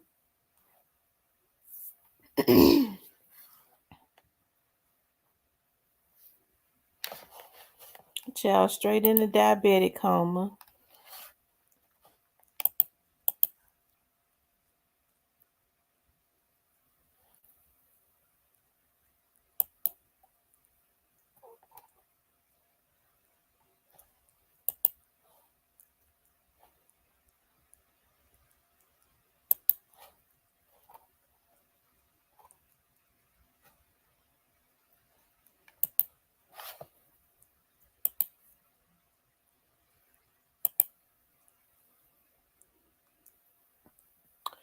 I love it when it rains. The reason is because people don't come to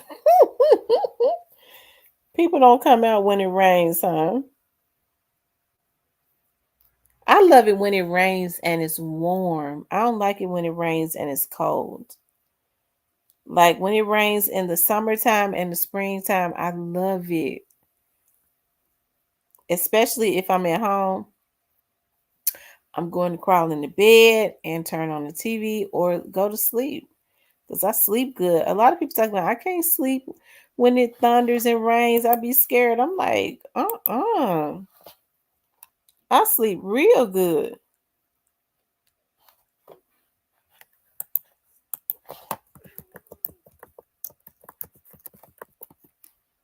I be so lazy.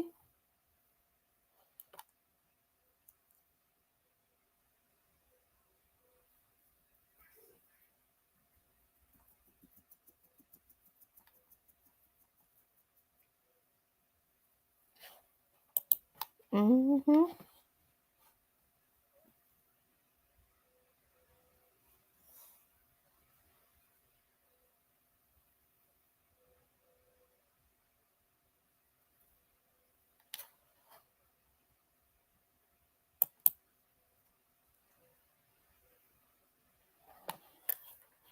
Hold on, y'all.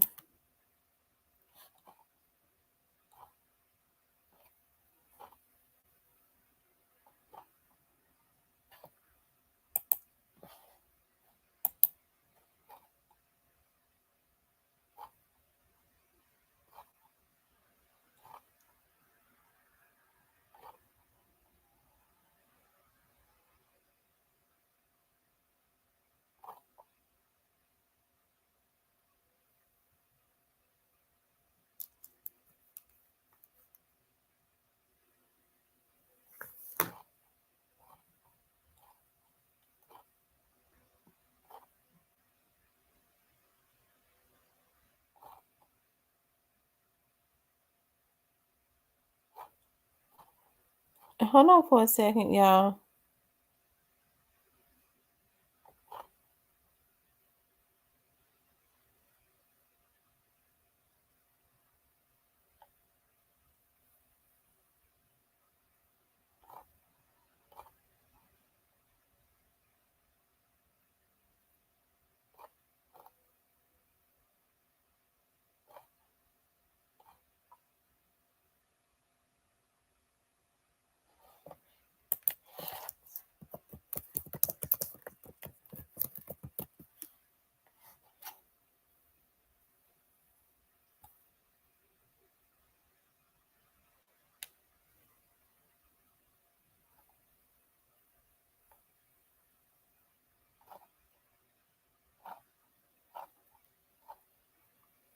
I was trying to find something. I can't find it.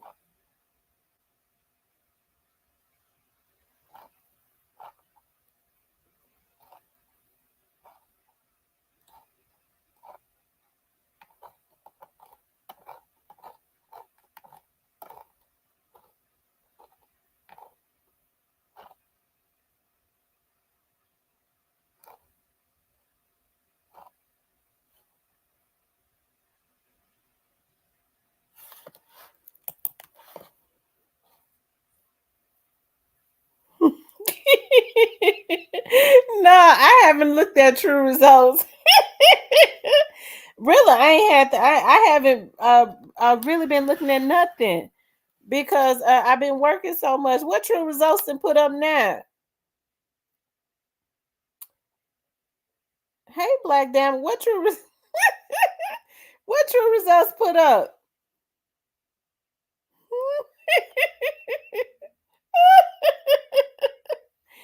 Oh Lord have mercy! Shout out! I like true results. Lord have mercy.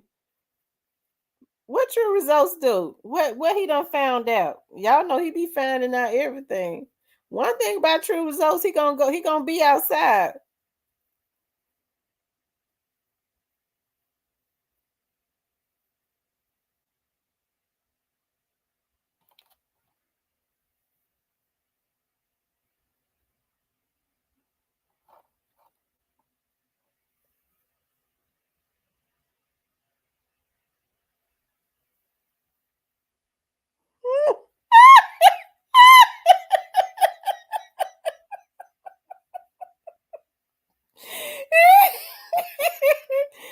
Oh my God!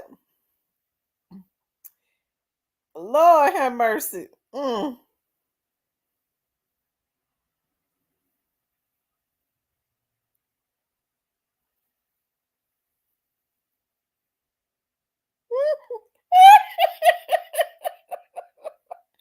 I'm gonna have to go look at it. Lord have mercy, Jesus.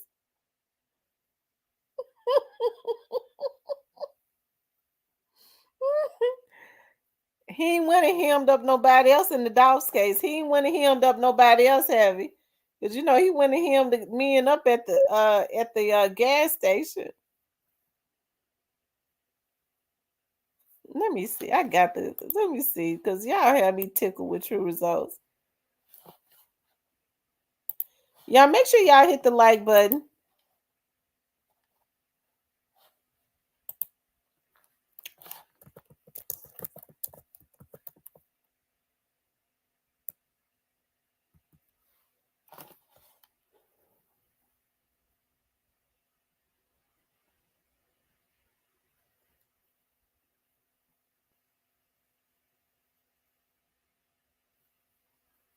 Hernandez Govan court appearance today interrupted by the feds. I thought that Hernandez Govan's attorney rescheduled the case, rescheduled the his court date. Mm.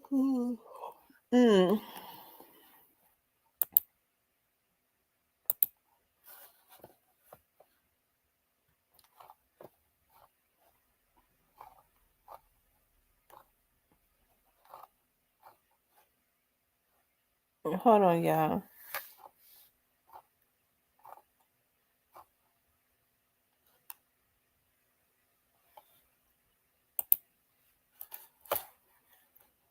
Yeah, this the one right here, y'all. Look, this it right here.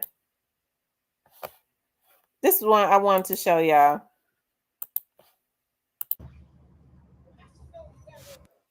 That was good. That was good. This your bag, sir? Yeah, just sit right there. Okay. Who bag is that over there?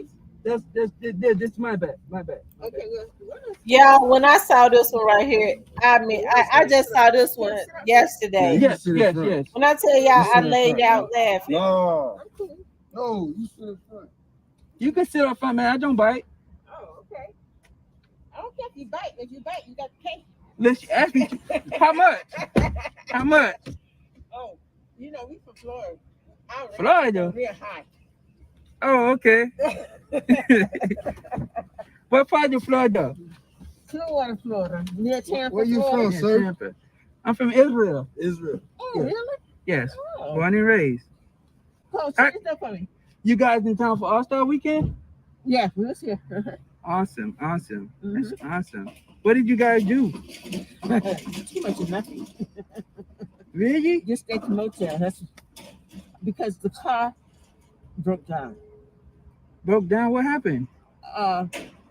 He went out with his friend to a club, and somebody shot his car, and it went through the radiator. Okay, excuse my hood too, but That's all right. you know, I'm Muslim, so I have to keep my head Yeah, covered. man, my friend. Excuse me. You gotta pick your wife up, though. Oh, okay, y'all guys ready? Yeah. Where are we going? Supposed to go back to Florida.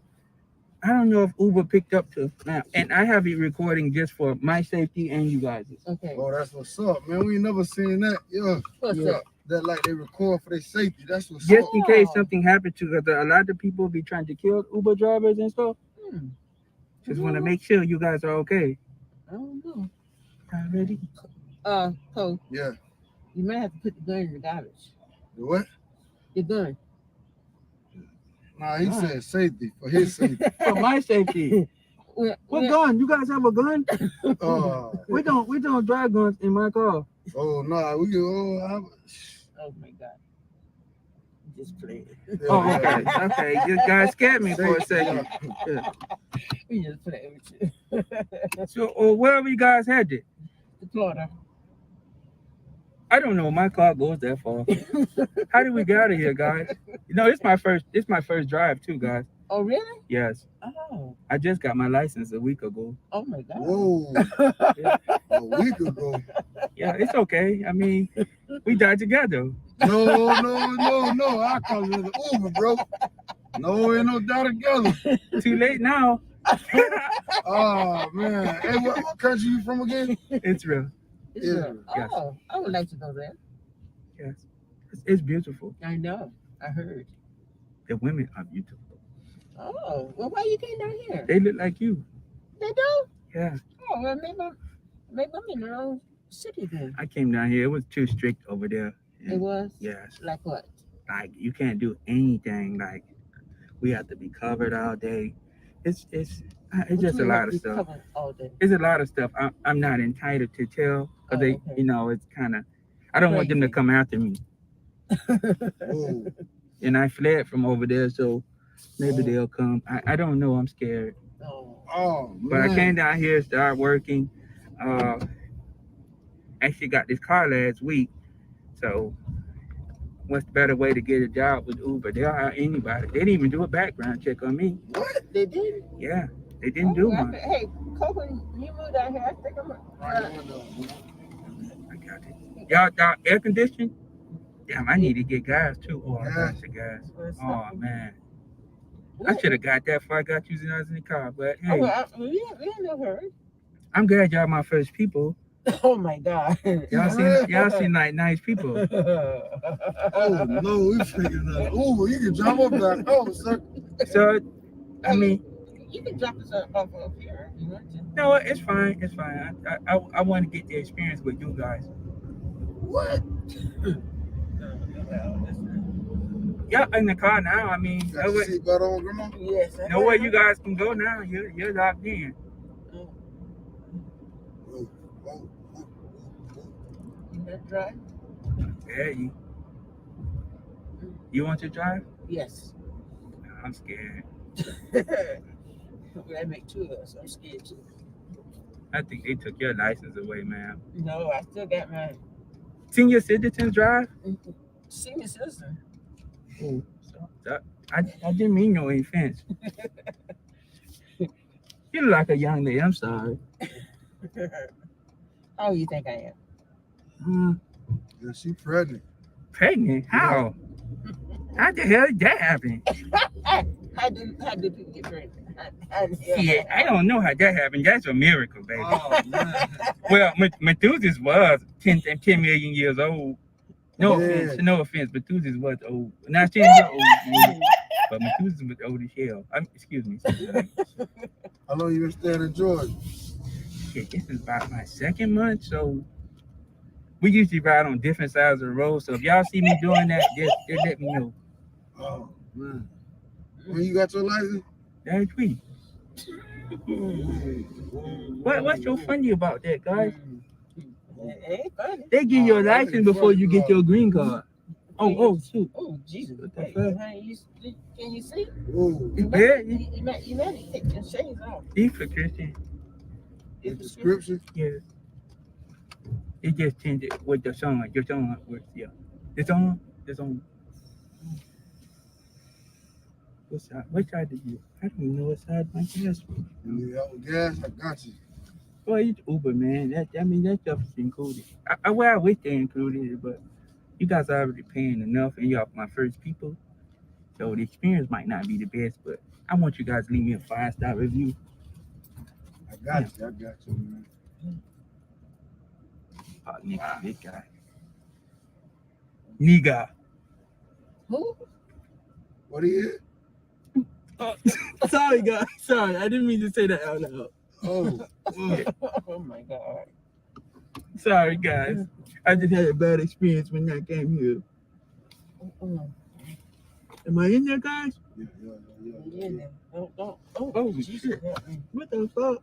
Excuse my language, guys. He's a nigga. oh. Oh my God. You want somebody else going? You guys listen to rap music? Yeah. Excuse me, guys. I'll be back. Yeah, just hang tight. All right, listen. So I advise you stay in the car, sir. Yeah. Yes. Oh. You need anything out of the store, though, I'll get it for you. Okay, no, I'm good. I'll just grab some. I got water though. I got water right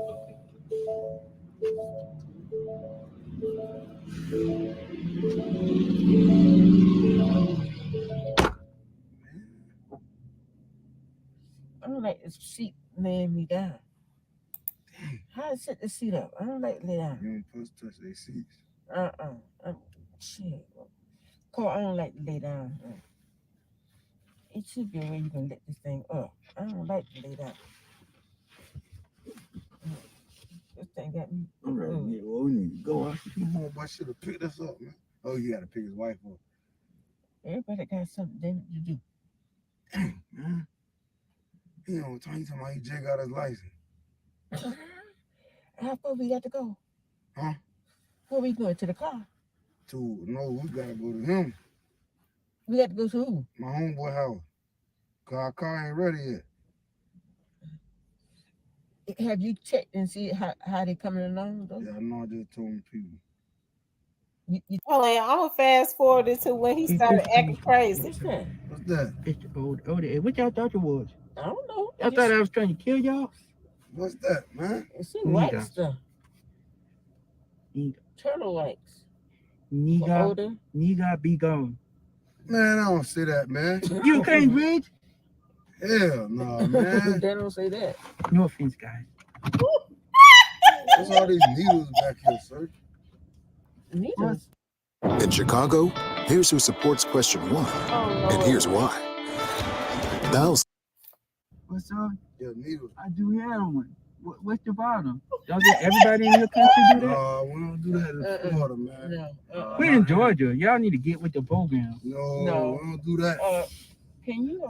Is it any way possible? I think I don't want to Uber. I think I need to get out here. You had your opportunity, ma'am, and you didn't take advantage. We'll get dropped off back to the hotel. Sir. Okay, wait on it. What? Wait on it. Hey, no, that's not carrying on like that. No, ain't no wait on that. Man, you can drop us off, sir. Well, sir, you see traffic here. It's crazy. Nah, you can Yui or something, man. You can go the other way. What's a Yui? Are you insulting me?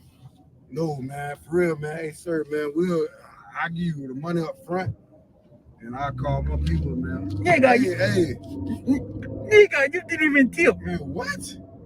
You didn't tip. That's why I come over here. You never tip. I'm sick of this. What? I'm just finna end this. And what? Hey, man, I got my grandma here, man. Please, man, just turn us back to the Hey. Hey, sir. Hey. Sir. Sir, man, come on, man. I've been going through a lot, guys. What? And, I'm not from Israel, guys. What? I lied about that. Hey, man, come on, man. My grandma in the front, man. I'm from Jabuda. What? And my mission here was to take two of you guys with me. You know, I'm gonna do that. Hey, man, hey, calm down, sir. Pull over. Hey, man. Hey, Pull over, man. Come on, man. That big truck right there, man. Hey, man, sorry for whatever happened to you, but hey, man, come on, man. Come on, you're in traffic, man. You need to slow down and stop. I don't know what you went through or going through, but come on, just ease it down. It's not that bad. Hey, chill out for real. My grandma up there, man. Come on, it's not that bad. Come on, it's not that bad. Come on. Oh, no, man. Hey, bro. Hey, bro. My grandma in the front, man. Hey. You disrespecting her for real now, man. Pull over a U-turn, man. Man, what's wrong with you? I'm going through it. Hey, man, for real, whatever you need help with, we'll help you, man. Just don't play in the road like that, man. How much money you need? Yeah, for real. How much money you need? It's not about money. That's not the problem? Well, what's the problem? I'm a drug addict. Oh, What? shit. You're not the Uber driver. I don't see no kind of identification. Oh, my God. My stomach turning. You have to use bathroom? Yes, I'm about to use it right now. Okay, I'll drop you guys off at the nearest bathroom. What? At the what? The cemetery. Cemetery? Yeah. Nah. That's where you niggas are going. Nah. I'm trying to be polite. Hey, bro, come on, man. Hey. Hey, man. No. Bro, Hey. come on, man. Hey. You okay, guys? Yeah, no. Bro, I don't want to put my hands on you, bro. You driving this car. What do you mean put your hands on me, sir? You put your hands on me, we go down. Nah, man. I tried to be nice to you guys. Chill out, man. For real. Oh. Hey, for real, man. Chill out. I'm going to get the fuck up out of here. Ma'am, I wouldn't advise you to do so. Why? What you gonna do? Hey, come on, man. This man. Are you tempting me, ma'am? I'm not doing nothing, but you gonna make me act up. I'm trying to act calm and nice, but you got my stomach turning. My dude, this, what are you going to do? I can show you then, I can tell you. My dude, you're not going to do a damn thing. How do you know? Because you're not hitting on nothing, my dude. Man. Something you had going on was 40 years ago. What? 40 years? What you talking about? I don't understand what you're talking It about. was 40 years ago when you had it going on, Medusa. What? You got the wrong people, man. You need to take us back, man, to the hotel, man, for No, real. he ain't got to take me to the hotel. He put me on the side of him. It's 2-8. We got our clothes and stuff here, man. Even better, get rid of the evidence. What? What evidence? The Nah, evidence. you gonna let me out right now, here, man. Park right there, bro. Pull over. Y'all said never told me y'all from Florida. What? Y'all not going to make it back. Oh, man, this is tripping, man. Oh, Lord have mercy. Yeah, you're going to need to. Oh, yeah.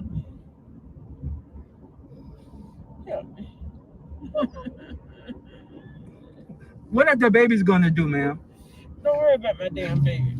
What are the babies gonna do if you're doing all the crime? Sir, don't wind my window down anymore.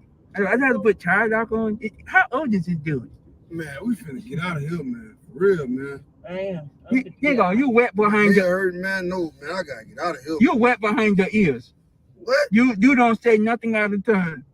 Man, hey, man. Let us stop, man. You swerving and driving. What you think this boy's in the hood? What? Hell no, I don't think you no boy. Tell your pet to be quiet. Man, watch your mouth, man. What pet? Your pet right there. Hey, you better shut up. He behind you. Hey, Yeah. He hit you. You died earlier. Hey, man, bro. I'm gonna tell you again. If you don't pull over, I'm gonna do something to you. I don't care where you from or what you talking about right now, man. You playing with our lives right now. Yeah, Black Lives Matter. What did we do? Oh, yeah. Man, this man here tripping. Black Lives Matter, bro. I'm so sick of that. Man. What, you gonna hit me with the phone? He's tripping, man. Yeah. Hungry. I am too. So. You had that needle back there for me? Can you pass me that needle? I need my fix. Yeah. Sir. Yeah, pass it to him. Hey, boy. But stick the shit out of him. Hey, boy. Hey, don't call me no boy, man. Oh my God. Can you tell your pet just tone it down? Yeah. I think you got the wrong kind of people. What kind of people are you then? We'll show you in a minute. Yeah, bro. If you don't pull this car over and turn us back around or something. Yeah, you've been saying that for the last 10 minutes. Oh, and man, you're not going to do a damn tripping, thing. Grandma. Hey, man. Slow down, bro. Is he got a needle back there? Yeah, he got needles. Give me one. I ain't touching him. Y'all going to jail today. One to the two. But I'm not going by myself. I know that. You know, in jail, they give you 3 meals and they have you somewhere to stay. I don't mind going there.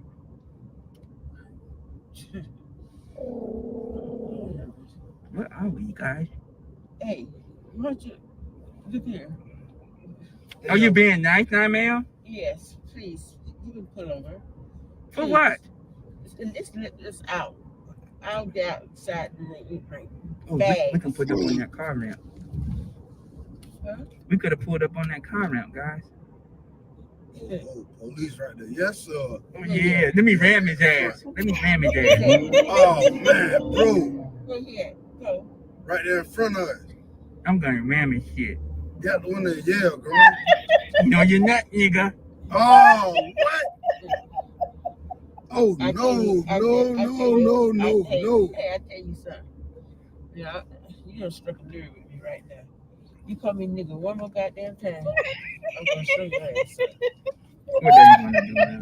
I'll show you that. No, ma'am. Don't reach for that purse. Please, no, ma'am. No, ma'am. I'm not scared of you, nigga. What? You said what? I'm not scared of you, Girl, you nigga. gonna stop saying that word. I'll get out of my car. I'm sick of you. I'm just so sick of you guys. I can't even kill you guys right. Y'all crying, complain so much. I mean, all the fried chicken is here. I don't get it. Man, this man, see that? Fried chicken, watermelon, you guys have. They always do this for poor people. They disrespectful. They act like they can talk to anybody any kind of way. And you, what are you reaching for in that purse, man? Because I'll do it right here in front of everybody. I'll do it right here. Do it. Damn camera. Do it. What are you? Do it. I want you to do it. Do it, guys.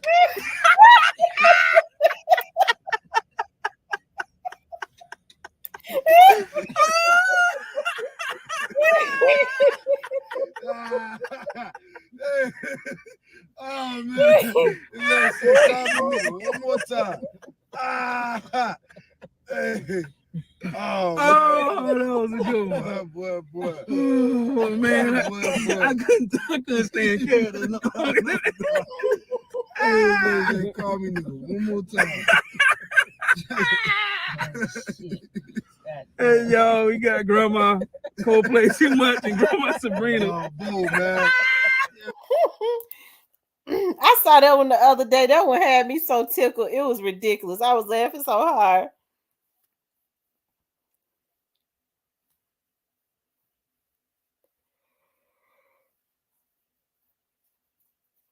All their little videos was funny. It should have went. They should have got more views than what they got. I think he went viral on Facebook. He didn't really go viral like he should have on YouTube. I'm telling you.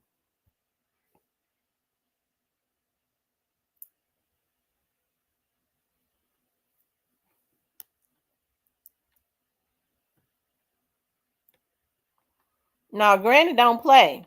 Granny don't play.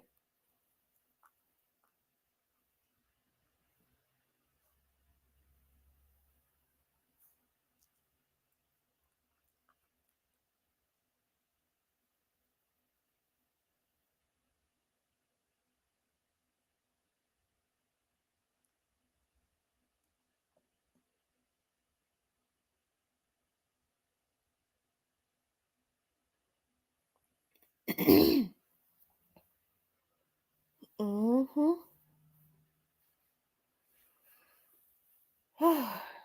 Yeah, I'm surprised it's what 55 of y'all up tonight on a Friday.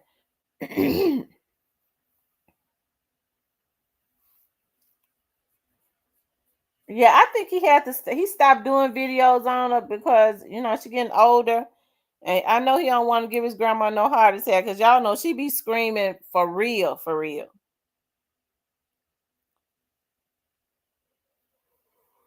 Uh huh. I tell you.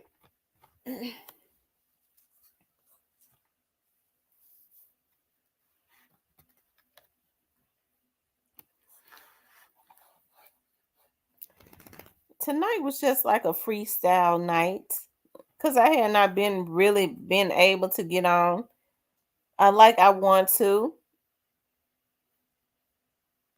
I had not really been able to get on like I want to.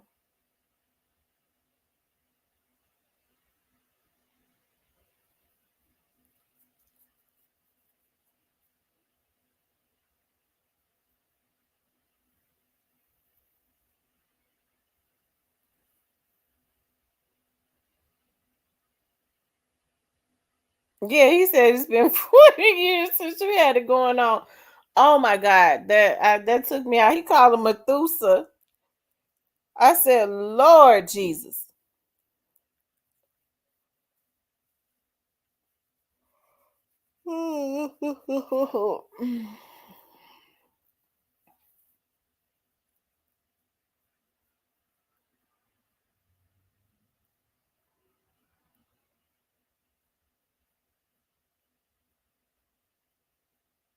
um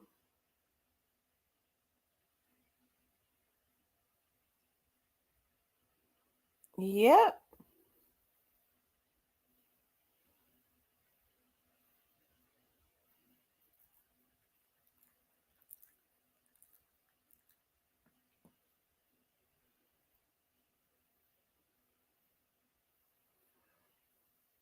But anyway, what y'all got going on for the rest of the night? I figured if y'all up this late, you couldn't be sleepy. If you up this late, you couldn't be sleepy.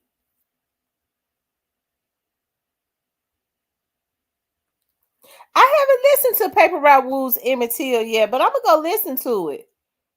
I have been seeing some people say something about it, but I'm gonna go listen to his Emmett Till. Because Paper Route Woo is hard. I like his style of rap. Yep, I like Paper Route Woo's style of rap. I'm happy that he's putting out music because Paper Route Woo,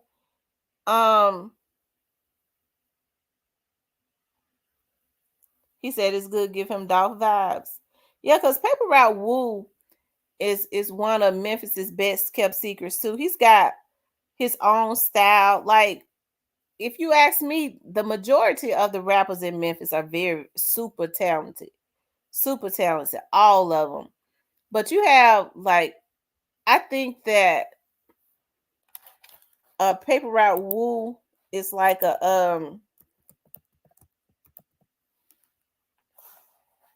it's like Memphis is one of Memphis's best kept secrets. You think about Young Dolph. Young Dolph had like an ensemble a group of men, right? He had like an ensemble group where everybody was different. Each and every one of his artists were different as far as like their rap style. They had like they were just completely different. So you didn't they weren't similar, so you never really got tired. Like if you got tired of listening to one, you could go and listen to another one of his artists, and it was a completely different style, a completely different vibe. I really think he had a really good thing going. And still do. New to you says Big Moochie Great performing soon. Where's he performing at? Big Moochie Great got out of jail and went and bought him a Maybach. He said that Paper Route Illuminati is what bought him that Maybach. He said he going in hard. He the new Dolph. I'm so happy to see Paper Route Wu, because Paper Route Wu is he's, like I said, Paper Route Wu. I've always loved his style of rap.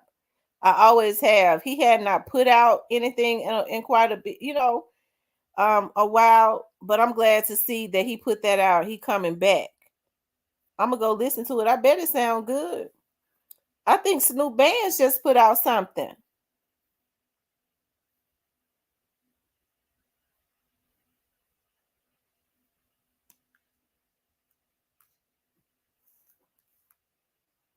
Okay, New to you.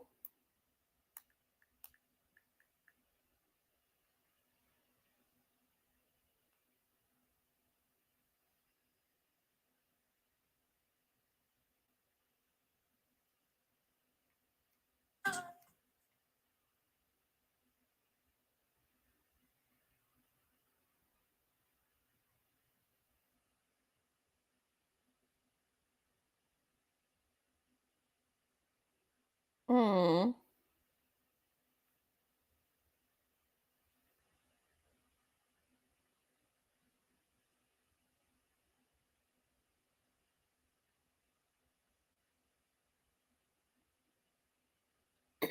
Hold on, y'all. I'm trying to pull it up.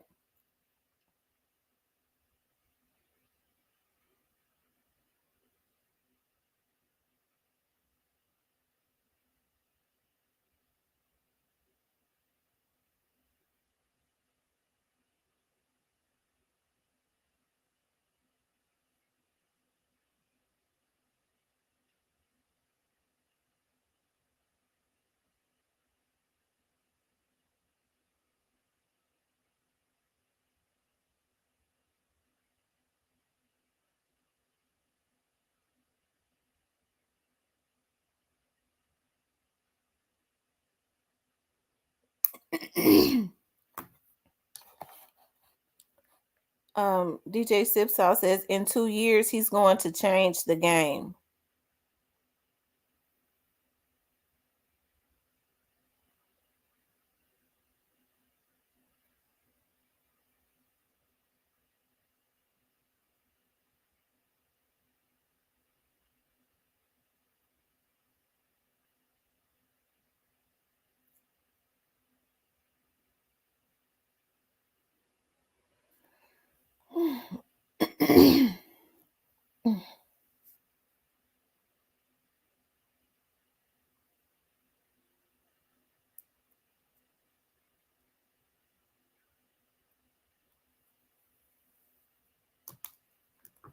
Hold on for a second, y'all.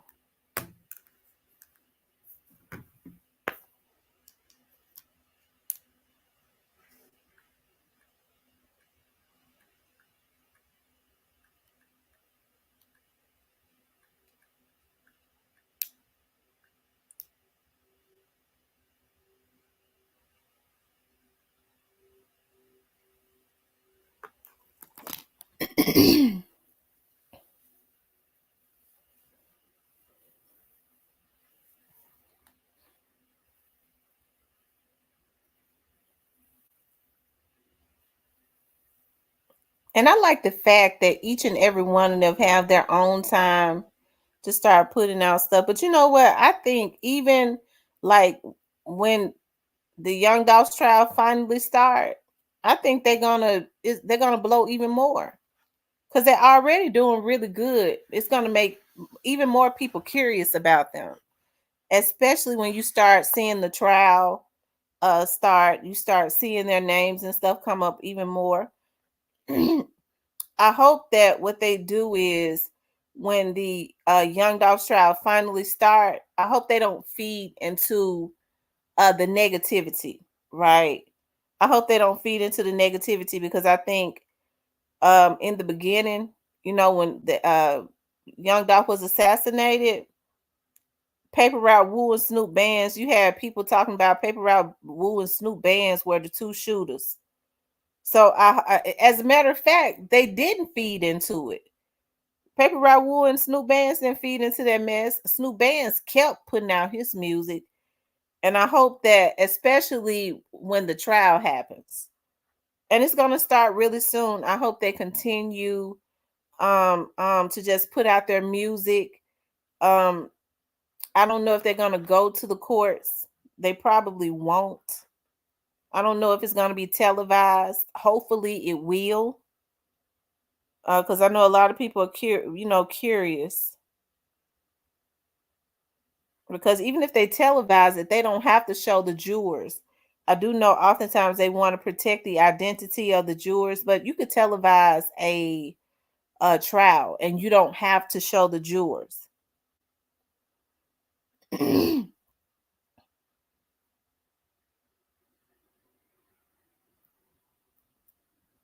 And they just continuously put their music out and keep going as they always have. I really think that they're doing a great job. I do. I'm very proud of all of them.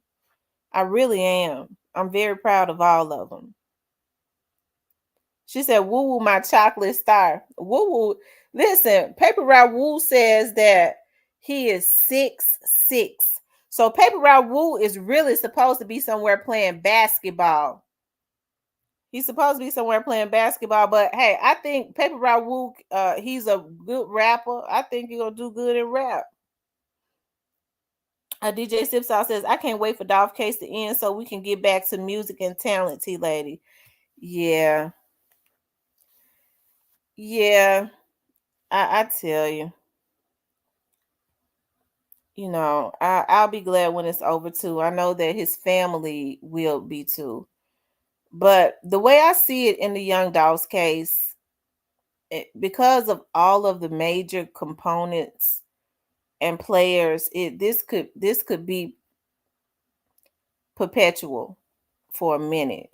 You know, because when Straight Drop and Cornelius and all of them is convicted, and you know, I know everybody has a difference of opinion as it relates to who the shooters were, but I believe they got the right ones. I believe that Straight Drop, because you hear people talking, you know, you hear people saying, you know, trying to get Straight Drop and Cornelius out. Okay. But Straight Drop and Cornelius, I believe that they got the right people. I believe that it was them. Okay. I believe that it was them that was out there. And I believe that they're going to be convicted. Now, with Cornelius, a lot of people think that Cornelius was the driver. I don't believe that Cornelius was the driver. I believe that Cornelius was holding that Draco. I believe that Cornelius was holding that Draco and Straight Drop was the other one with their gun.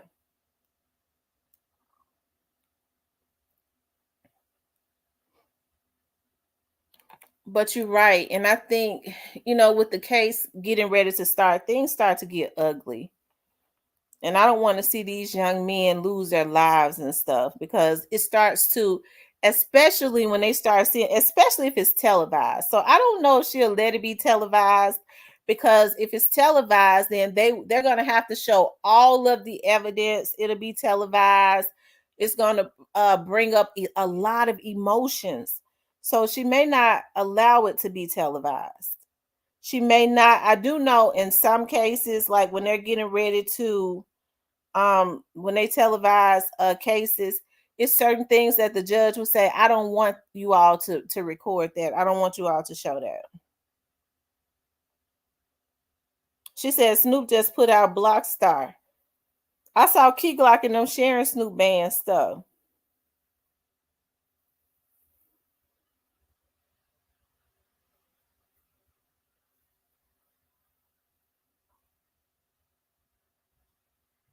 That's right, pre-business. And y'all know I still be saying I want them to sign my little son, CEO Giselle. And I think that when all of this is over, they probably will sign him. I hope that Daddy-O signs him. Y'all know I've been talking about CEO Jizzle is a Memphis, one of Memphis's best kept secrets too. Very talented. Style is different. I want to see CEO. I want to see Paper Route Empire sign him. Of course, I be wanting to see all the little Memphis artists do good though.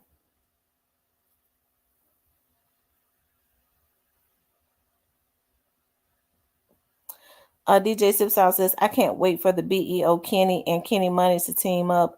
When this happened, game over, T Lady. I'm sure. I think they're really cool. They're really tight. So I think they're gonna end up doing something anyways. If it ain't already in the making. But Kenny Money, I'm telling you, Kenny Money is a result of hard work.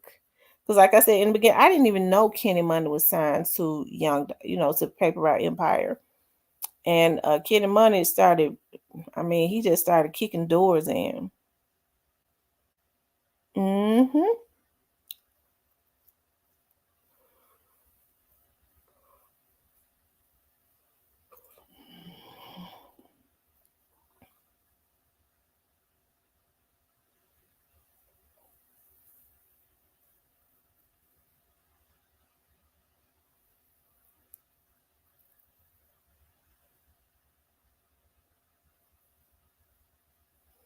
I know I can't wait because y'all already know we always get the exclusives over here. So I can't wait to start dropping them exclusives and stuff. Like I always do.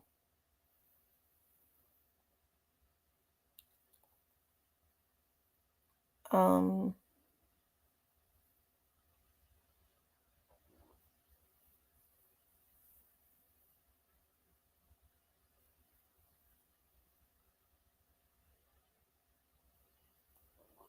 and that's how we're gonna do it. We're gonna keep dropping the exclusives over here.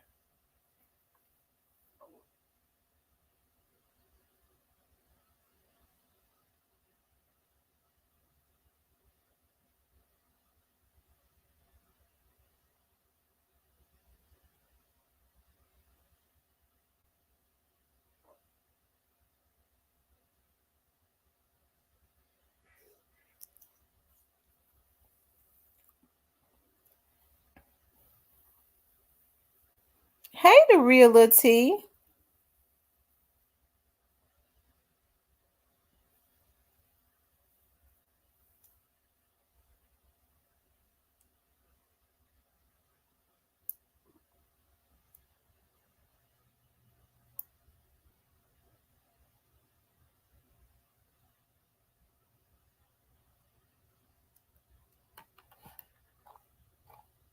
I'm going back and looking at my comments.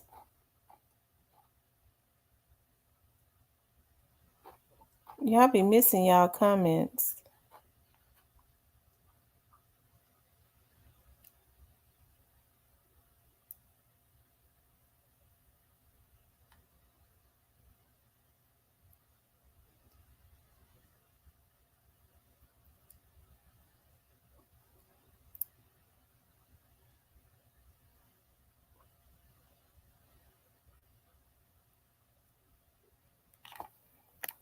Child, it's more night owls up than what I thought. Because it's 2 o'clock in the morning. But some people be having to get up early.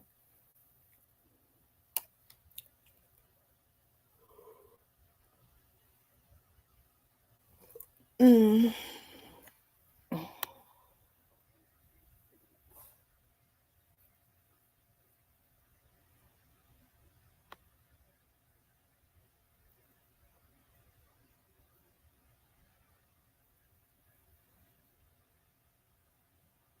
It's just sad that Pre and CMG could never come together. All that great music we could have heard, just too much street shit. Issues to, yeah. as I always say, Yo Gotti had a good thing going on. Young Dolph had a good thing going on. I think it's unfortunate that, everybody have their time. And Yo Gotti was out before Young Dolph. Okay. So Yo Gotti had his time. He could have extended it because people like Yo Gotti's music. He could have extended it, but it's unfortunate from what I can see that Yo Gotti didn't want for Young Dolph to have his time when everybody have their eras. Even 3 6 Mafia, 3 6 Mafia did big things. They even won an Oscar. And so 3 6 Mafia, they had their time, and then Yo Gotti came along. They tried to, the word is they tried to block him. I don't know. I don't doubt it because they was into it. And so then it's always somebody to come after another person. I think the problem I'm having with a lot of these artists and stuff is that they don't want to pass the torch, or they don't want to recognize anybody else that starts to come up. And I think that was the issue with, I think it became more personal with Yo Gotti from what I could see, because Yo Gotti he was trying to block Young Dolph. And no matter what he did to him, it didn't work. Young Dolph consistently persevered. No, nothing he did, he was going to the radio station telling them not to play Young Dolph's music. He was going to execs telling them not to promote Young Dolph's music, don't do business with them. But nothing he did, even with all of those blocks, he wasn't able to persevere in doing it. Young Dolph was still able to do. He was still able to, take that dirt, right, and step on it, right. He was able to step on it and build with it. And so I think it started to frustrate them. Why it happened, I still don't understand the logic of why it happened. And I think everybody else is trying to understand the logic of why they felt like they needed to kill him. I mean, but I guess you'll never be able to rationalize crazy. There's nothing street about what happened to Young Dolph. It was just plain stupidity. It was plain stupidity, and the mere fact that you don't hear a lot of celebrities, even in the beginning they didn't say anything, and that's how you know a lot of the celebrities knew exactly where it had came from, because they didn't say anything. They didn't say nothing. They didn't want to touch on it at all. So I think that's messed it up, because when you don't say anything, you're actually, they used to say, if you don't say nothing, you saying something. That means you are in agreement with it. That means that you are in agreement. So, but I hate that happened, because I think both of them together could have really put Memphis on the map. They were in two different lanes. They were in two different lanes. But it goes to show how people, I mean, whether you're successful or not, it does nothing for them.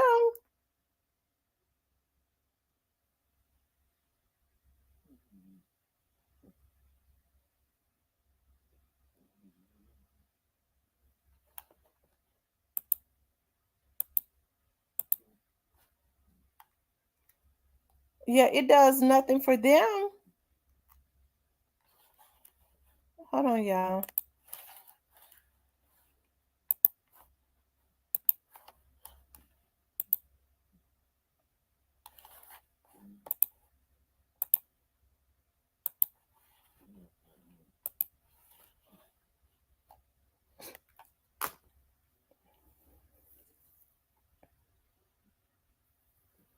But some people are just, They fear your success, and they try and stop what they have no control over. Because when it's predestined, it can't be stopped. That's final. That's why you can't, you have to have the spirit of young Dolph. That's why I started saying that early on. I'm happy that his artists got the spirit of him. They wanted so bad to stop Key Glock. They did everything they could. They started paying vloggers to put out garbage about him. Key Glock never responded to nothing. He just kept putting that fire out. He started just killing them with success. And he still ain't said nothing. He just put his music out just like he ain't seen nothing, ain't heard nothing. And that's how you have to be, especially when you have greatness on your life. And those artists, I think the reason I have so much sensitivity to his artists is because I feel like one of the reasons also that they took Young Dolph out was because they wanted to stop or they was jealous of his artists too. Kwana says, all you got to do is look at them wrinkles in his head, in his forehead. But remember, Dolph told Fo they shot at him everything. He did. DJ Sipsal says, Gotti hurt his legacy forever. Got that money and fame, but lost the respect. Yeah, he hurt his legacy. Because, regardless of whether people say it or not, and I think they're wrong for not saying anything, they know exactly what happened. And I know a lot of people want to minimize his participation in it. But I've always said that it started with Gotti and it's going to end with him. I don't think that Young Dolph would have been taken out if Yo Gotti had not wanted it. I've said that from the very beginning. I know a lot of other people feel differently. They feel like, well, it wasn't him, it was his brother. I've always said, I believe that it was him. I've always said that, and it did not make any sense. So it's funny because Player Conan was saying that he look at the vlogs. He'd be looking at the vlogs, and they always be looking at my vlog for some reason or another, because they know I'm gonna talk plenty of shit on here when I feel like it. And I just been tired. I ain't been feeling like it. And God has sold his soul to reach that level. He did. I believe he did. And so I always talked about how rap was created with battle rapping. And I saw when he did that interview with Forbes, how he tried to minimize that. Talking about, well, we didn't do no battle rap, and that stuff was up east. It went down in the South. I said, look at this shit. He sure been listening. And he'll lie, because that's what it was created. And I didn't want to have to be the one to talk bad about Yo Gotti, because as I said, y'all know I ain't fake. We were all very proud of Yo Gotti. Okay. Even though Yo Gotti has, and I don't just feel this way, a lot of Memphians feel this way, that he did everything that he could to try and disassociate himself from Memphis for whatever reasons. And you can still tell that he has a disdain for Memphis and the Memphians, yet he wants to hijack Memphis. His family has businesses in Memphis, but you have a disdain, really a slick disdain for the city and for the people, although he really came up off of the backs of Memphians, because Memphians supported him before anybody else ever knew him, right? And I think his disdain comes from, well, people say a lot of his disdain comes from, he feel like he was out first and people have, chosen a side as it relates to Young Dolph and all of that. But the truth of the matter is, regardless to whether people that rocked with him in North Memphis say it or not, you even hear Cypress and them say, well, they grew up around Yo Gotti and them, they rock with CMG, but they still can't understand why that happened to Young Dolph. It it wasn't no need to kill him. Any logical person would feel that way. So if it's true, and I guess I have to say allegedly, if it's true what they're saying, that allegedly that Gotti feels that way, then Gotti has some mental illnesses going on, because there was nothing right about what happened to young Dolph, right? And so, then, that happened to his brother. I hate that happened to his brother. I don't wish death on nobody's damn brother. That would make me as barbaric as the rest of them. I like to see people get justice. I like to see justice be served. I'm not God. So it's not for me to sit up, not unless a person is a threat to my life or my family. I would never have wanted to see nobody killed like that in front of their mama. Just like I didn't want to see young Dolph killed, and arm dangling out that window like that. It made no sense. Like, none of this stuff had to happen. And it has definitely brought a negative connotation. And I feel like, as it relates to Memphis, I'm very sensitive about that. A lot of eyes, a lot of evil eyes that look at Memphis, not with the heart of, I'm praying for Memphis. I think a lot of people have kind of taken on the spirit, unfortunately, that Yo Gotti and his camp has, especially him, is that Memphis is just to be hijacked. That's it. They look at Memphis, a lot of people, to see what bad is going on in Memphis, because there are a lot of eyes on Memphis.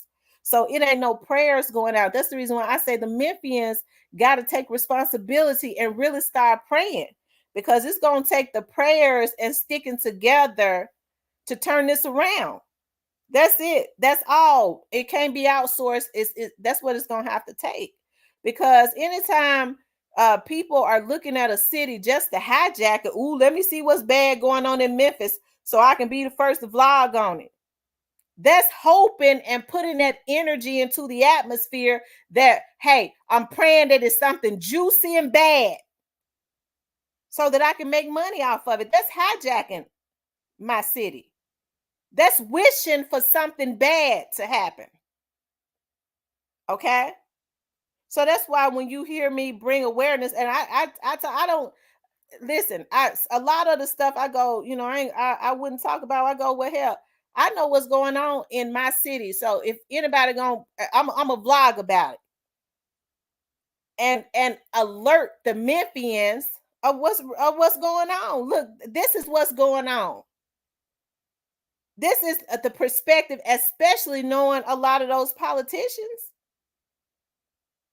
that Memphians got to open their eyes.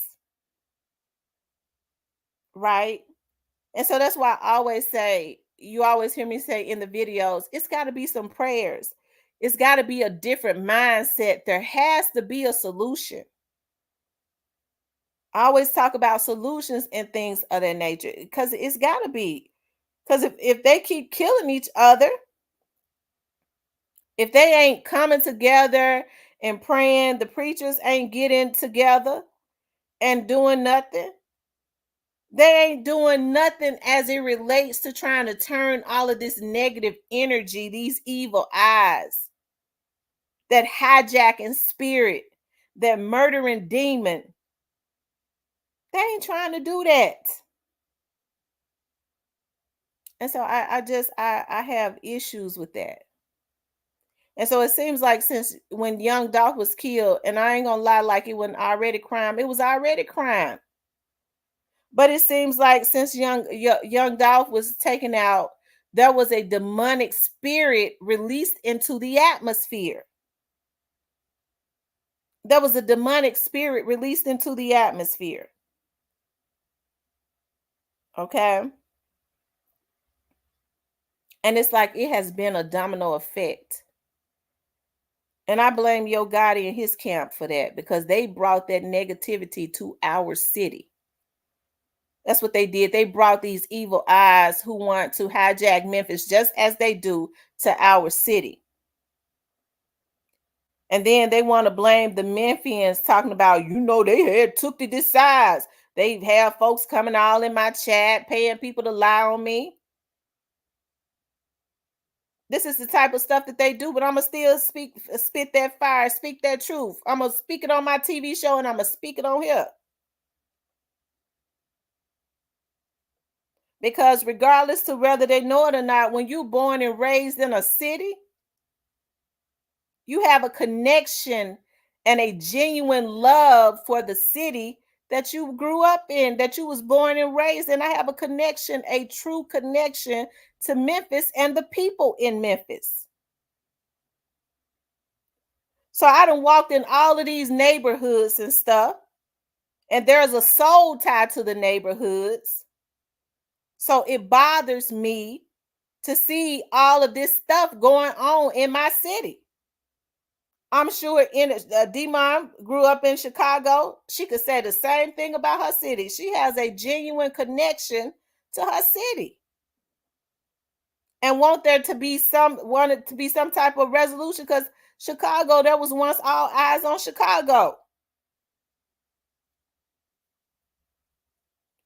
And so, yes, I blame Yo Gotti for that. And the arrogance that he carries after all of this stuff, he want to downplay it, because he don't want to really talk about the talent in Memphis and why all eyes are on Memphis. He tried to brush over that. Okay? And I know some of his people going to come in my chat, in my comments. Just keep it respectful, or else you're going to get blocked. And they leave comments. Somebody said the other day, I tried to like you, but you just too biased. This is a CMG hate page. This ain't no damn CMG hate page. See, and that's the problem too. When you start speaking the truth, people are so twisted now. They start talking about it's hate. It's just hate. Them niggas was wrong for what they did to that boy, and they know they was wrong. And Yo Gotti has that arrogance. I was talking to somebody, I won't even say their name, and this is before all of this was like last year. And I asked them because I know they have a connection to Yo Gotti now. I said, do they feel bad about what happened to Young Dolph? And the person said to me verbatim, no, I don't think they feel bad. It was just one of them situations. They said he just had to go. Who the fuck is Yo Gotti them to decide who lives and who dies? That's the type of stuff that I'm talking about right there. Who are they to decide who lives and who dies? That was somebody's damn son and daddy and husband. Because as far as I'm concerned, he was married to Mia J. That's who he was with. And sister and brother. And then he was what he was to his fans. Right? And they decide that he have to go because they mad about what he's saying. Although they don't speak about what they were doing to him in the background. Anytime you blocking somebody, he having to go to extra effort to clear his name. He's having to go to extra effort to work harder. And he know that artists have been told not to work with him, but he pulled that money out. They charging him 3 times what they should charge him. And he paying it because he know that he gonna need this artist to make because they hot at the time, to make his album hot. They did all of that to him in the background. And they was mad because Young Dolph was verbalizing it in the forefront. So they was wrong for what they did to him. So when folks say, well, why can't you just be proud of Yo Gotti? He on Forbes. Hey, I'm not a hater. I don't hate on nobody.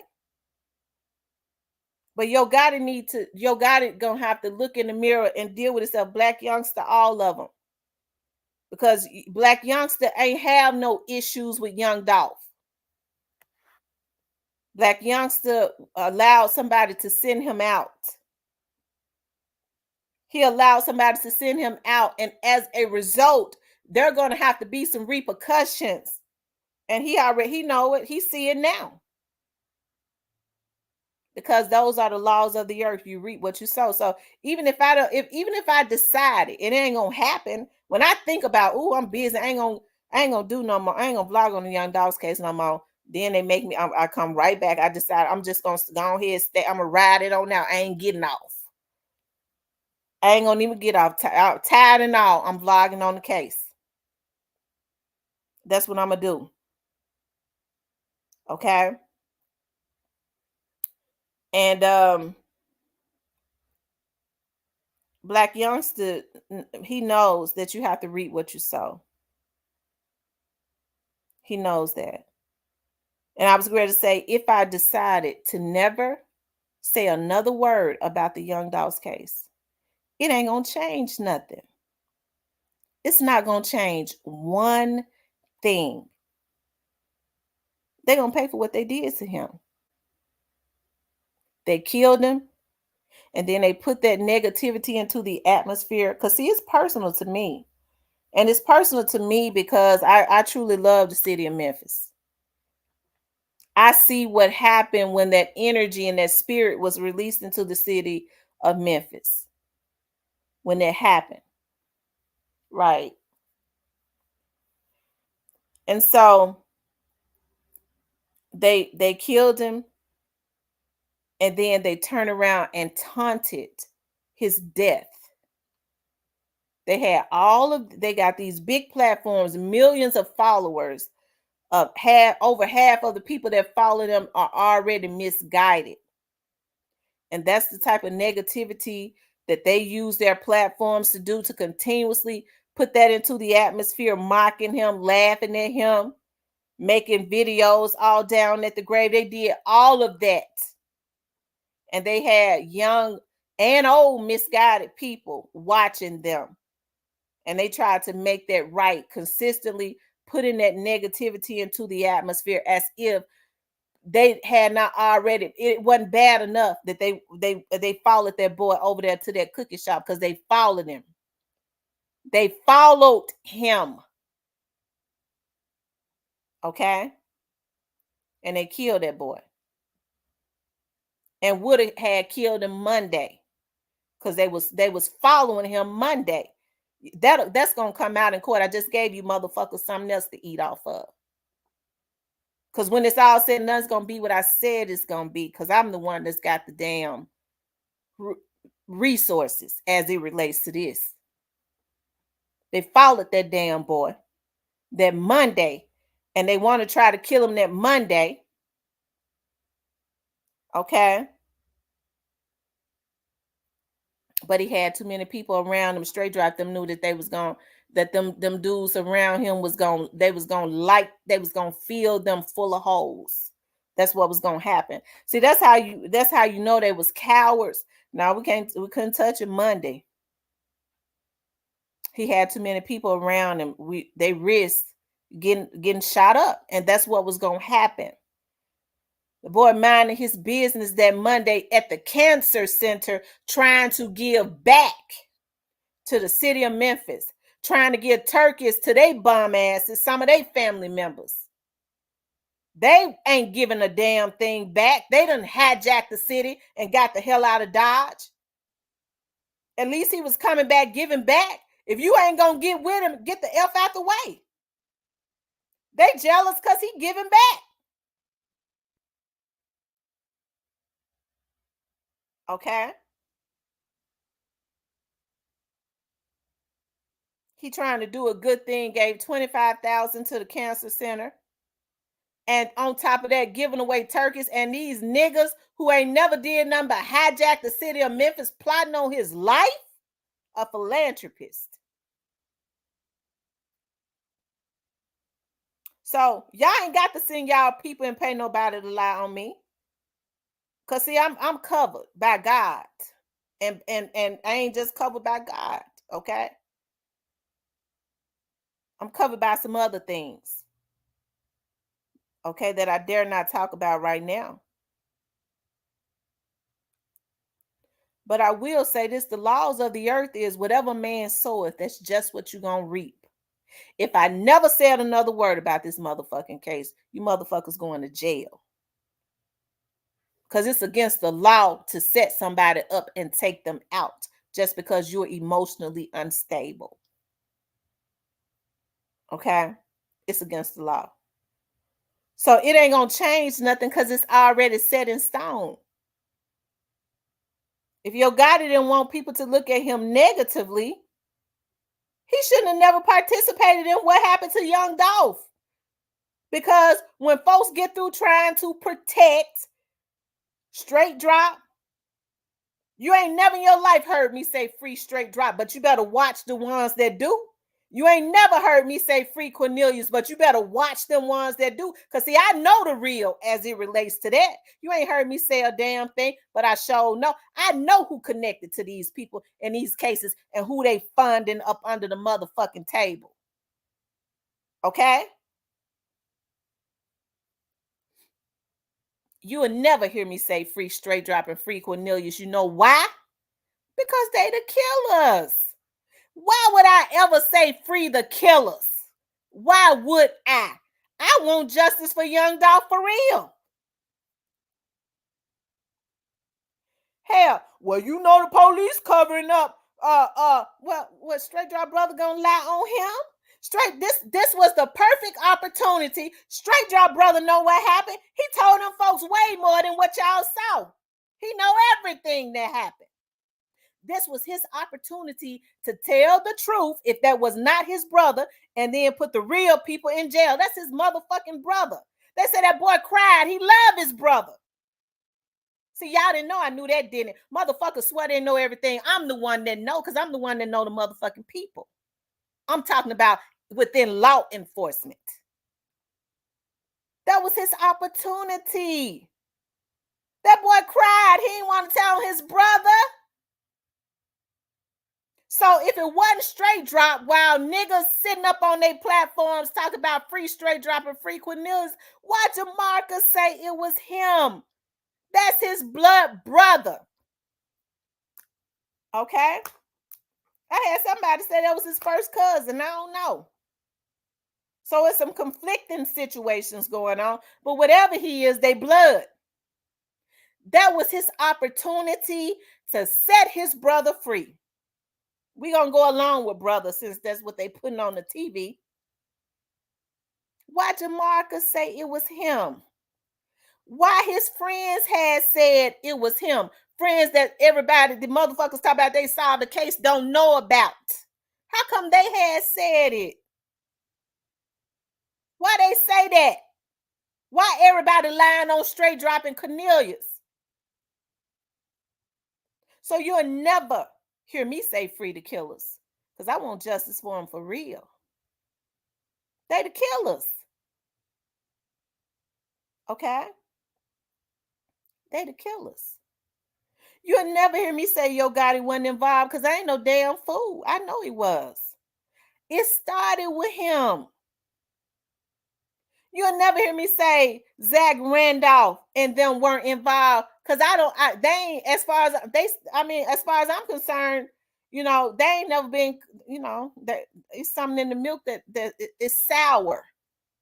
I ain't got no proof, but they ain't passed the smell test. So you ain't gonna hear me say that. Okay? You ain't gonna hear the police say it. Well, the police said God ain't did. The police ain't said a damn thing to you niggas, because they ain't got to. You ain't gonna hear them say Yo Gotti wasn't involved. I'm willing to bet you. Okay? Listen, I'm willing to bet you my whole savings that the police ain't gonna say Yo Gotti wasn't involved. Okay? I'm willing to bet you that they ain't gonna say it. I ain't no psychic. Is he gonna get charged? I believe at some point he is. Something gonna happen to him, because all these niggas ain't going down by themselves. But even if he don't ever get charged, he gonna have to deal with it one way or the other, because God's law is gonna hunt him down. The laws of the earth is whatever man soweth, that's just what he's gonna reap. So you might get by, but you never get away.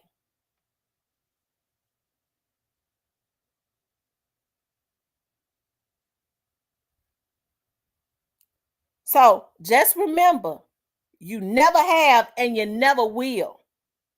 Hear me say free Straight Drop and free Cornelius, because they the killers. I want justice for Young Dolph and his family for real.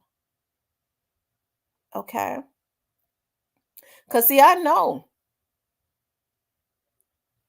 that Cornelius and them were funded by some rappers that's going to go to jail. And those same rappers are funding vloggers. And I'm going to leave it at that. It tells me they got their security people and everything on panels. The feds watching you, though, nigga, because you came to my house. And I'm going to leave that alone.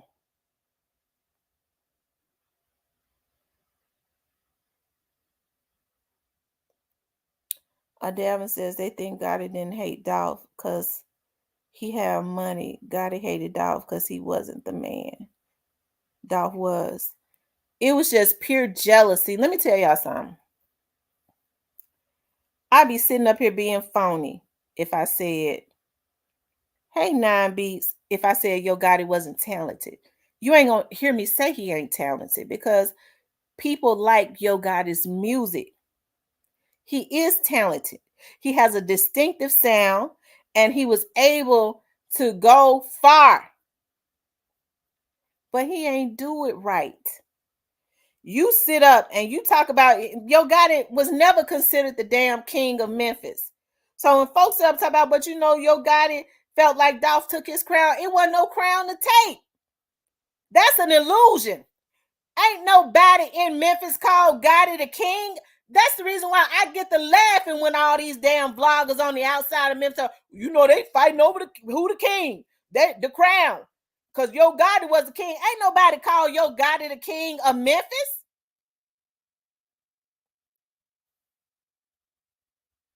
If you get to talking to some people in Memphis that say that they come from around Yo Gotti, ain't nobody said he was the damn king.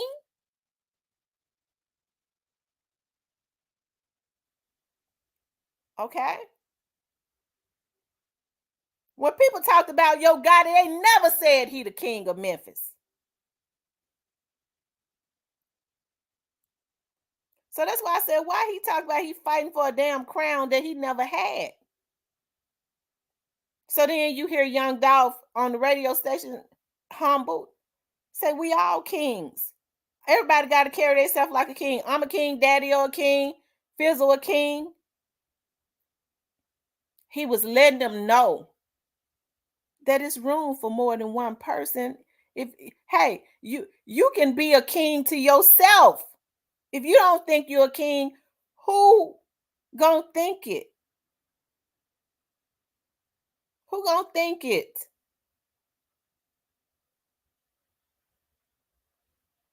But to say that the Memphians had crowned Yo Gotti is a damn lie from the pits of hell. You talking to a damn Memphian, South Memphis bred and fed. You better ask me or somebody from Memphis if they gonna tell the damn truth. Not somebody that's gonna bullshit with you, but gonna tell you the truth. Ain't nobody call him that.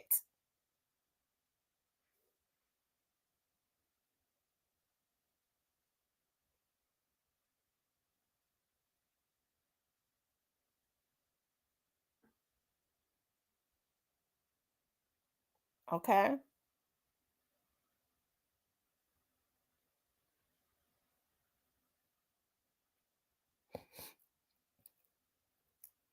If Yo Gotti had said, hey, I'm a king, we could respect that. Hey, I'm a king. But I like how Young Dolph did that. We all kings. Everybody was in their own lane. It was room for everybody. So I guess people still trying to figure out whether they said or not. It didn't have to happen. So then, you know, they ruined the lives of these young boys. Straight dropping them were already misguided. You know that from their history, their background. And so Straight Drop has to pay for what he's done because he was out there. He did it. I believe what they say.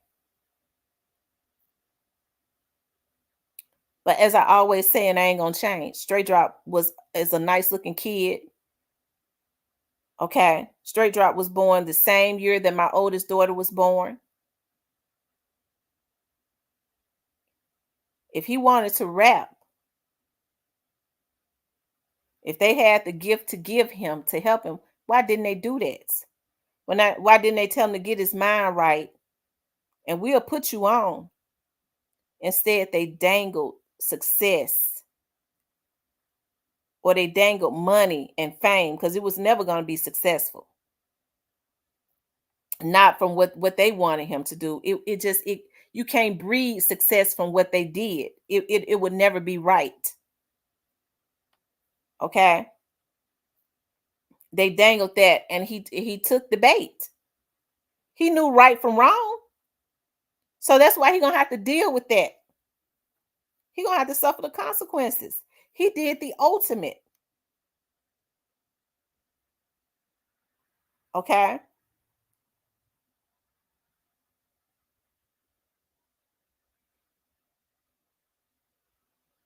He did the ultimate. And so your guardian them and those people that work in the background over there at CMG, Brett Gang, or whoever they had assigned him to, they had already signed him to Juke's label, management label. So he was going to be signed. He was hanging out with Moneybags people. So it leads me to believe that he was going to be signed to Brett Gang, one of them affiliates of CMG, if they weren't going to just flat out sign him to CMG. But because they ain't do it right, God didn't let it work out. Not only did they ruin those older dudes, ruin Young Dolph's life, they helped with the help of Straight Drop. They helped to ruin Straight Drop's life. Cornelius was 33 years old. So you don't ever hear me talk about Cornelius when they say, well, how come you don't say nothing about Cornelius? Cornelius was 33 years old when that happened. So he wasn't no damn spring chicken. You know damn well he knew right from wrong. He was a seasoned vet.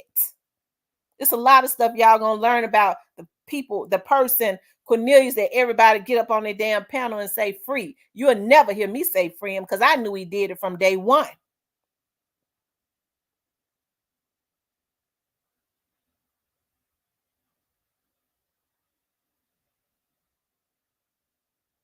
Okay.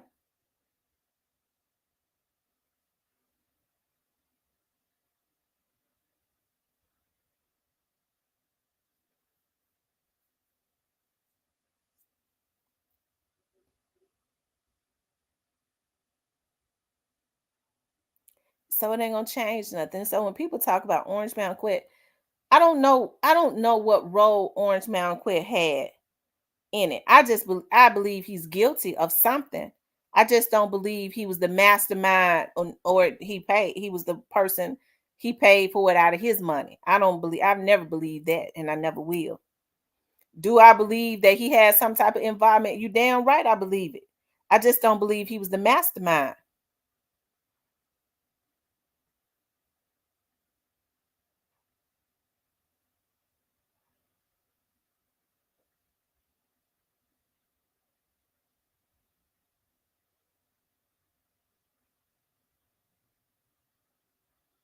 But of course, I don't know everything. Okay. So I have to say, in my opinion,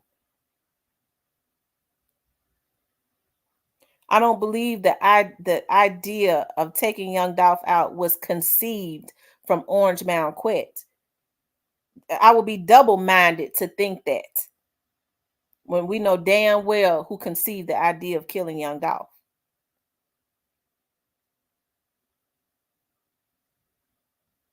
See, I'm not a lunatic. I'm a real logical thinker. It's a lot of stuff I don't say because I ain't gonna say it. It's a lot of stuff I don't know and I don't need to know until it's time for it to come out.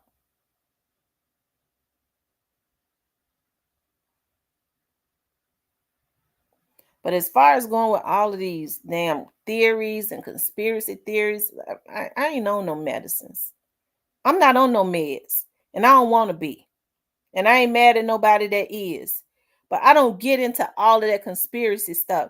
It's either black or white. When I came on the scene, I said that from day one. I only deal in black or white. I don't deal in gray areas. And that's that conspiracy bullshit. I don't deal in gray areas. I don't deal in them, period. It's either black or white. So that's why I can jump on my panel when folks talk about Raven and them guilty, and I can say it ain't a damn person that I consider credible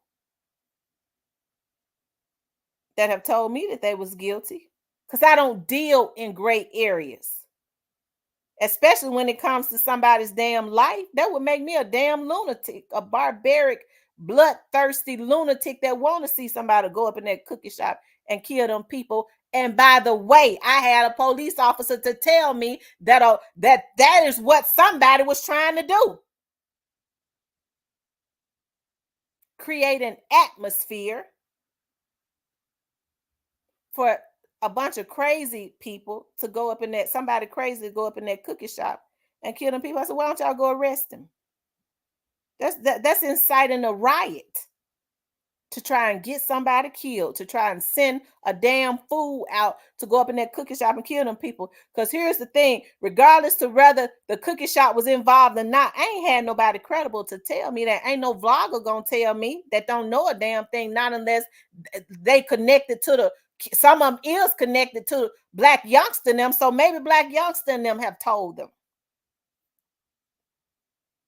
Okay?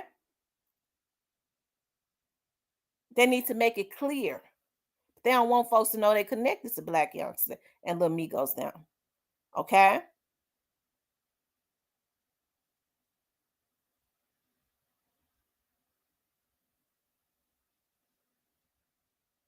But I ain't had nobody credible to tell me that they were involved. And you ain't gonna hear me say it on my show. Because I don't deal in gray areas. It's got to be clear.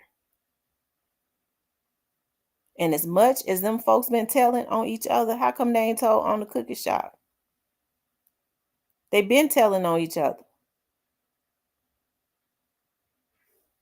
So ain't nobody gonna bully me into saying the cookie shop involved. The only people that could tell me that the cookie shop was involved is the damn police and the DA. And then you'll start hearing me say, y'all, the cookie shop was involved. But ain't no damn vlogger that's trying to get views gonna have me to say nothing. And they ain't gonna make me say it. They're gonna make me put some more paperwork on them.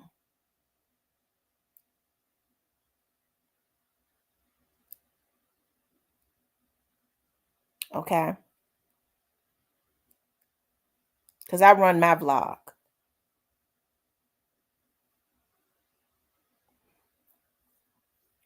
I'd be a damn fool to be consistently beating a dead horse talking about the cookie shop was involved and say Free, Straight Drop, and Cornelius the killers? Yeah, what kind of sense do that make? But anyways, that's neither here nor there.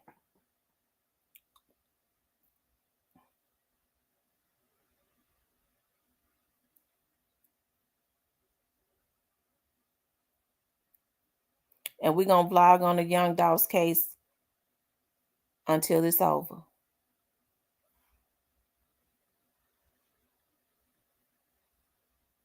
Okay.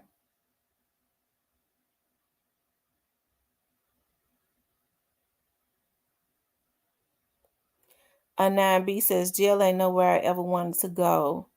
To know I ain't never want to go there. I can't imagine doing life, man. I'm telling you.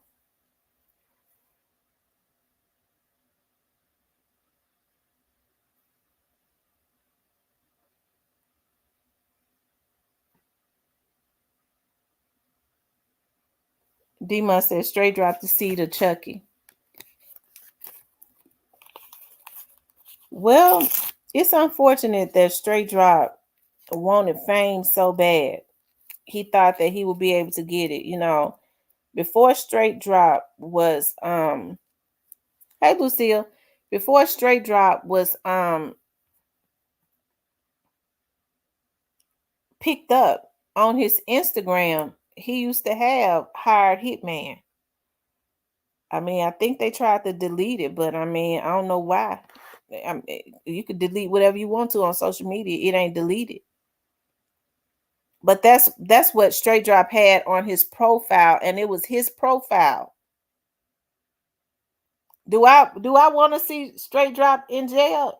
No, I don't want to see him in jail. I mean, because in order for him not to be in jail, that would mean that, you know, Young Dolph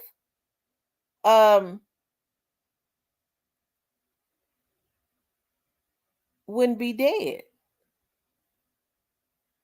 Right?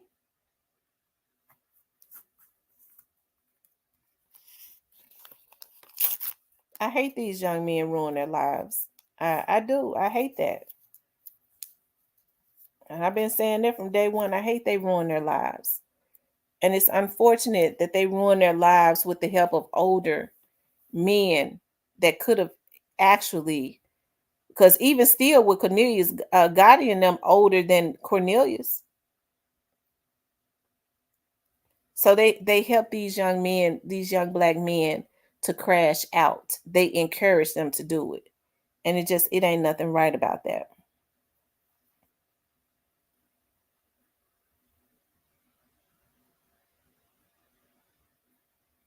She says, I woke up.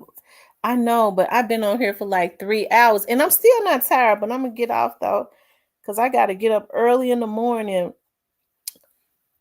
Y'all, when y'all don't see me on here, just know like I'm working, because I've been working a lot, but I'm going to make sure y'all, I'm going to make sure, because I've been missing days and stuff. I was like, oh my God, I didn't come on this day, I didn't come on that, I ain't even upload no videos.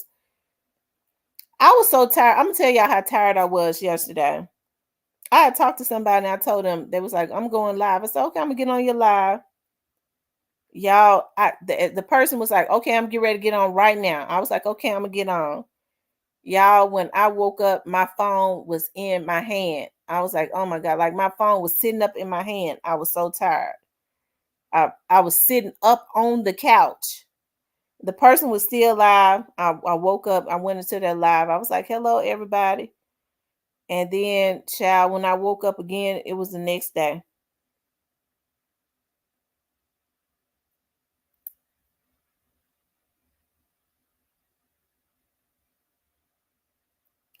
That's how tired I've been from working. But yeah, as far as Govan, I looked to see. I don't know if Govan actually went to court today. Even when, yes, you know you're tired when you're sitting up straight with your phone in your hand, sleep. And when you just fall out on the couch, all the lights and stuff was on in the house. I said, oh Lord, have mercy, Jesus. So you know I was tired.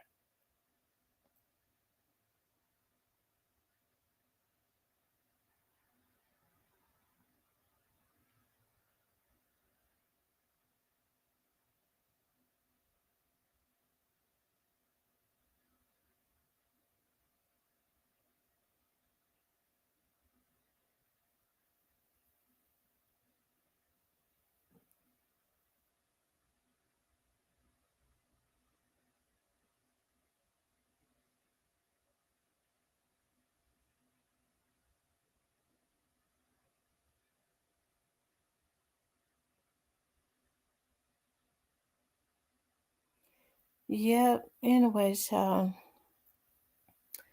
I would say I don't know what time I'm going to I'm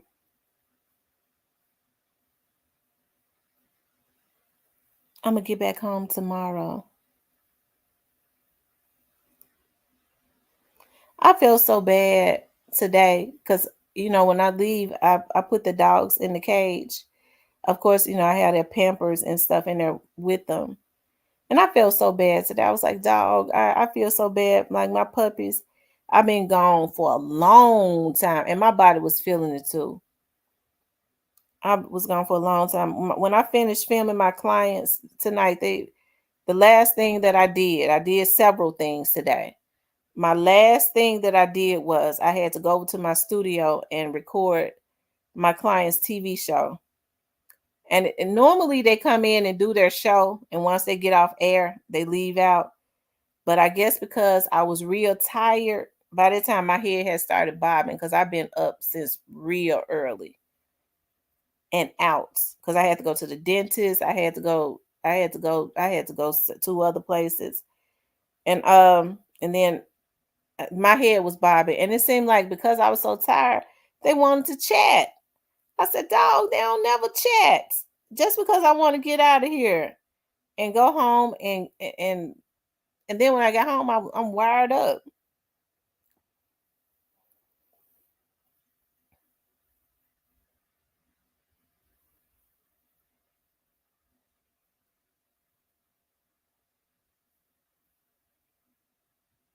I was great to say, I think I'm going to get to go to my kickboxing class in the morning. Y'all, there is nothing more therapeutic than going to kickboxing. I would encourage anybody to take a kickboxing class. It works all the parts of your body and it helps to de-stress you.